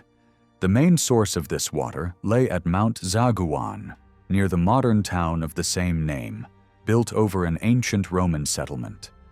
Archaeologists once speculated that it might have been called Zugatanus, though others gave it the name Villa Magna. The ruins include a triumphal arch, which early travelers described as decorated with sculpture, though no inscription survives. The region itself was known in antiquity as Zugitania, the name for the province of Africa at the time of the Roman conquest. Ancient writers believed the mountain was home to the Zygantes, a people mentioned by Herodotus. The waters of Zajuan were famous not only for their purity, but also for special qualities useful in dyeing. Even today, they are used in the manufacture of the red woolen caps worn across the Islamic world. The chachia, known as the tarbush in Egypt, and the Fez in Turkey. Yet the real glory of Zagouan lies in the monument that Hadrian built to mark the source of the aqueduct. At the base of the mountain, he raised a temple framed by a semicircular colonnade that resembled a Roman theater in miniature, or, on a smaller scale, the colonnaded portico of St. Peter's in Rome. The colonnade measured 15 feet across, with Corinthian columns supporting a vaulted roof. Behind, the wall of finely cut stone leaned against the slope of the mountain. Between every pair of columns was a niche for statues, making a total of 24, 12 on each side of the central shrine. In front stretched a paved area almost 100 feet wide, beneath which the spring itself flowed. The water collected in a basin shaped like a double horseshoe, with steps at each end leading down to it. From here began the channels that irrigated the fields and supplied the aqueduct to Carthage. Today, the temple lies in ruins. Its columns are toppled, its niches empty, and its carved capitals have long since been carried away. As in many parts of North Africa, they can now be found misused in nearby mosques, wedged beneath flimsy roofs and smothered in whitewash. Even so, the ruins at Zagouan remain a striking reminder of Roman ambition, perfectly set against the backdrop of the mountain. Other cities also benefited from Hadrian's attention. At Leptis Magna, an inscription found in 1732 records the building of an aqueduct from the river Ciniphus, funded at the expense of a Roman official named Quintus Servilius Candidus. The stone bears the words, Emperor Caesar Hadrian Augustus, grandson of the divine Nerva and son of the divine Trajan Parthicus, Pontifex Maximus, holding tribunician power and consul for the third time. At his command, Quintus Servilius Candidus, at his own expense, sought out the water, raised it, and led it into the colony. This dates to around the year 119 or 121. It is curious that so few inscriptions in Africa bear Hadrian's name. With the exception of Septimius Severus, himself an African, no emperor gave such careful personal attention to the provinces or worked so tirelessly to draw the local population into the life of the empire. Yet the monuments that survive are few. The later years of his reign were a golden moment for art and architecture. Since the age of Tiberius, the arts had been in decline, but Trajan revived the building of public works across Rome and the provinces as symbols of imperial majesty. Trajan himself saw architecture as an instrument of power rather than beauty. He is remembered as the emperor who rebuilt half the Roman world. But it was Hadrian, his successor, who must be called the greatest builder of them all. Hadrian's career was many-sided, and this has long fascinated those who studied him. His success as a peaceful ruler came not only from a natural desire to govern by persuasion rather than by force, but also from his deep knowledge of the customs and needs of the many peoples under his rule. This was especially true in his African provinces, where prosperity continued from the reign of Trajan. Hadrian earned credit for easing taxation, supporting education, keeping 30 legions across the empire, and leaving his successor a treasury in good condition. His passion for art must also be taken seriously. He not only had a refined sense for beauty, but also mastered the technical aspects of different arts. His greatest pleasure was in building. In Rome, in his villas, and even in Athens, he left behind monuments that reflected his personal taste. Everywhere he traveled, he marked the land with architecture. For this reason, whenever excavators uncover an inscription bearing Hadrian's name, it is often linked to the ruins of a grand structure once raised in his honor. Stories have survived about his disputes with Apollodorus, the leading architect of the time, and designer of Trajan's great buildings. These tales must be treated with caution. It is certain that Hadrian was proud of his own intellect and artistic vision, and that Apollodorus was equally proud of his professional skill and long imperial favor. But the claim that Hadrian ordered Apollodorus executed after he criticized the emperor's design for a temple is doubtful. The account, given by Cassius Dio, lacks authority. According to the story, Apollodorus told the emperor that his plan for the Temple of Venus was too small for the Via Sacra, and that the statues were too large for the building. He mocked that if the goddesses ever stood up from their seats, they would hit their heads on the roof. Yet other historians, such as Spartian, make no mention of this episode, and most respected writers dismiss it as court gossip, perhaps even an invention of Suetonius, who himself was dismissed from Hadrian's service for showing disrespect to Empress Sabina. Sabina, Hadrian's wife, left little trace in history. Their marriage was arranged for reasons of state and does not appear to have been built on affection. What little we know of her suggests kindness and dignity. From the day she entered the imperial household until her death, 2 years before Hadrian, she lived quietly. She took little part in his constant travels and endured his harsh behavior with calm acceptance. It is uncertain whether she ever joined him on his journeys through Africa, but evidence suggests it may have been so. At Saldae, in modern Bougie, an inscription was discovered on a marble pedestal dedicated to her. It read that the town council, by decree and with public funds, honored Empress Sabina Augusta. This small testimony shows that her presence was remembered in the provinces, even though she herself lived largely in the shadow of the emperor.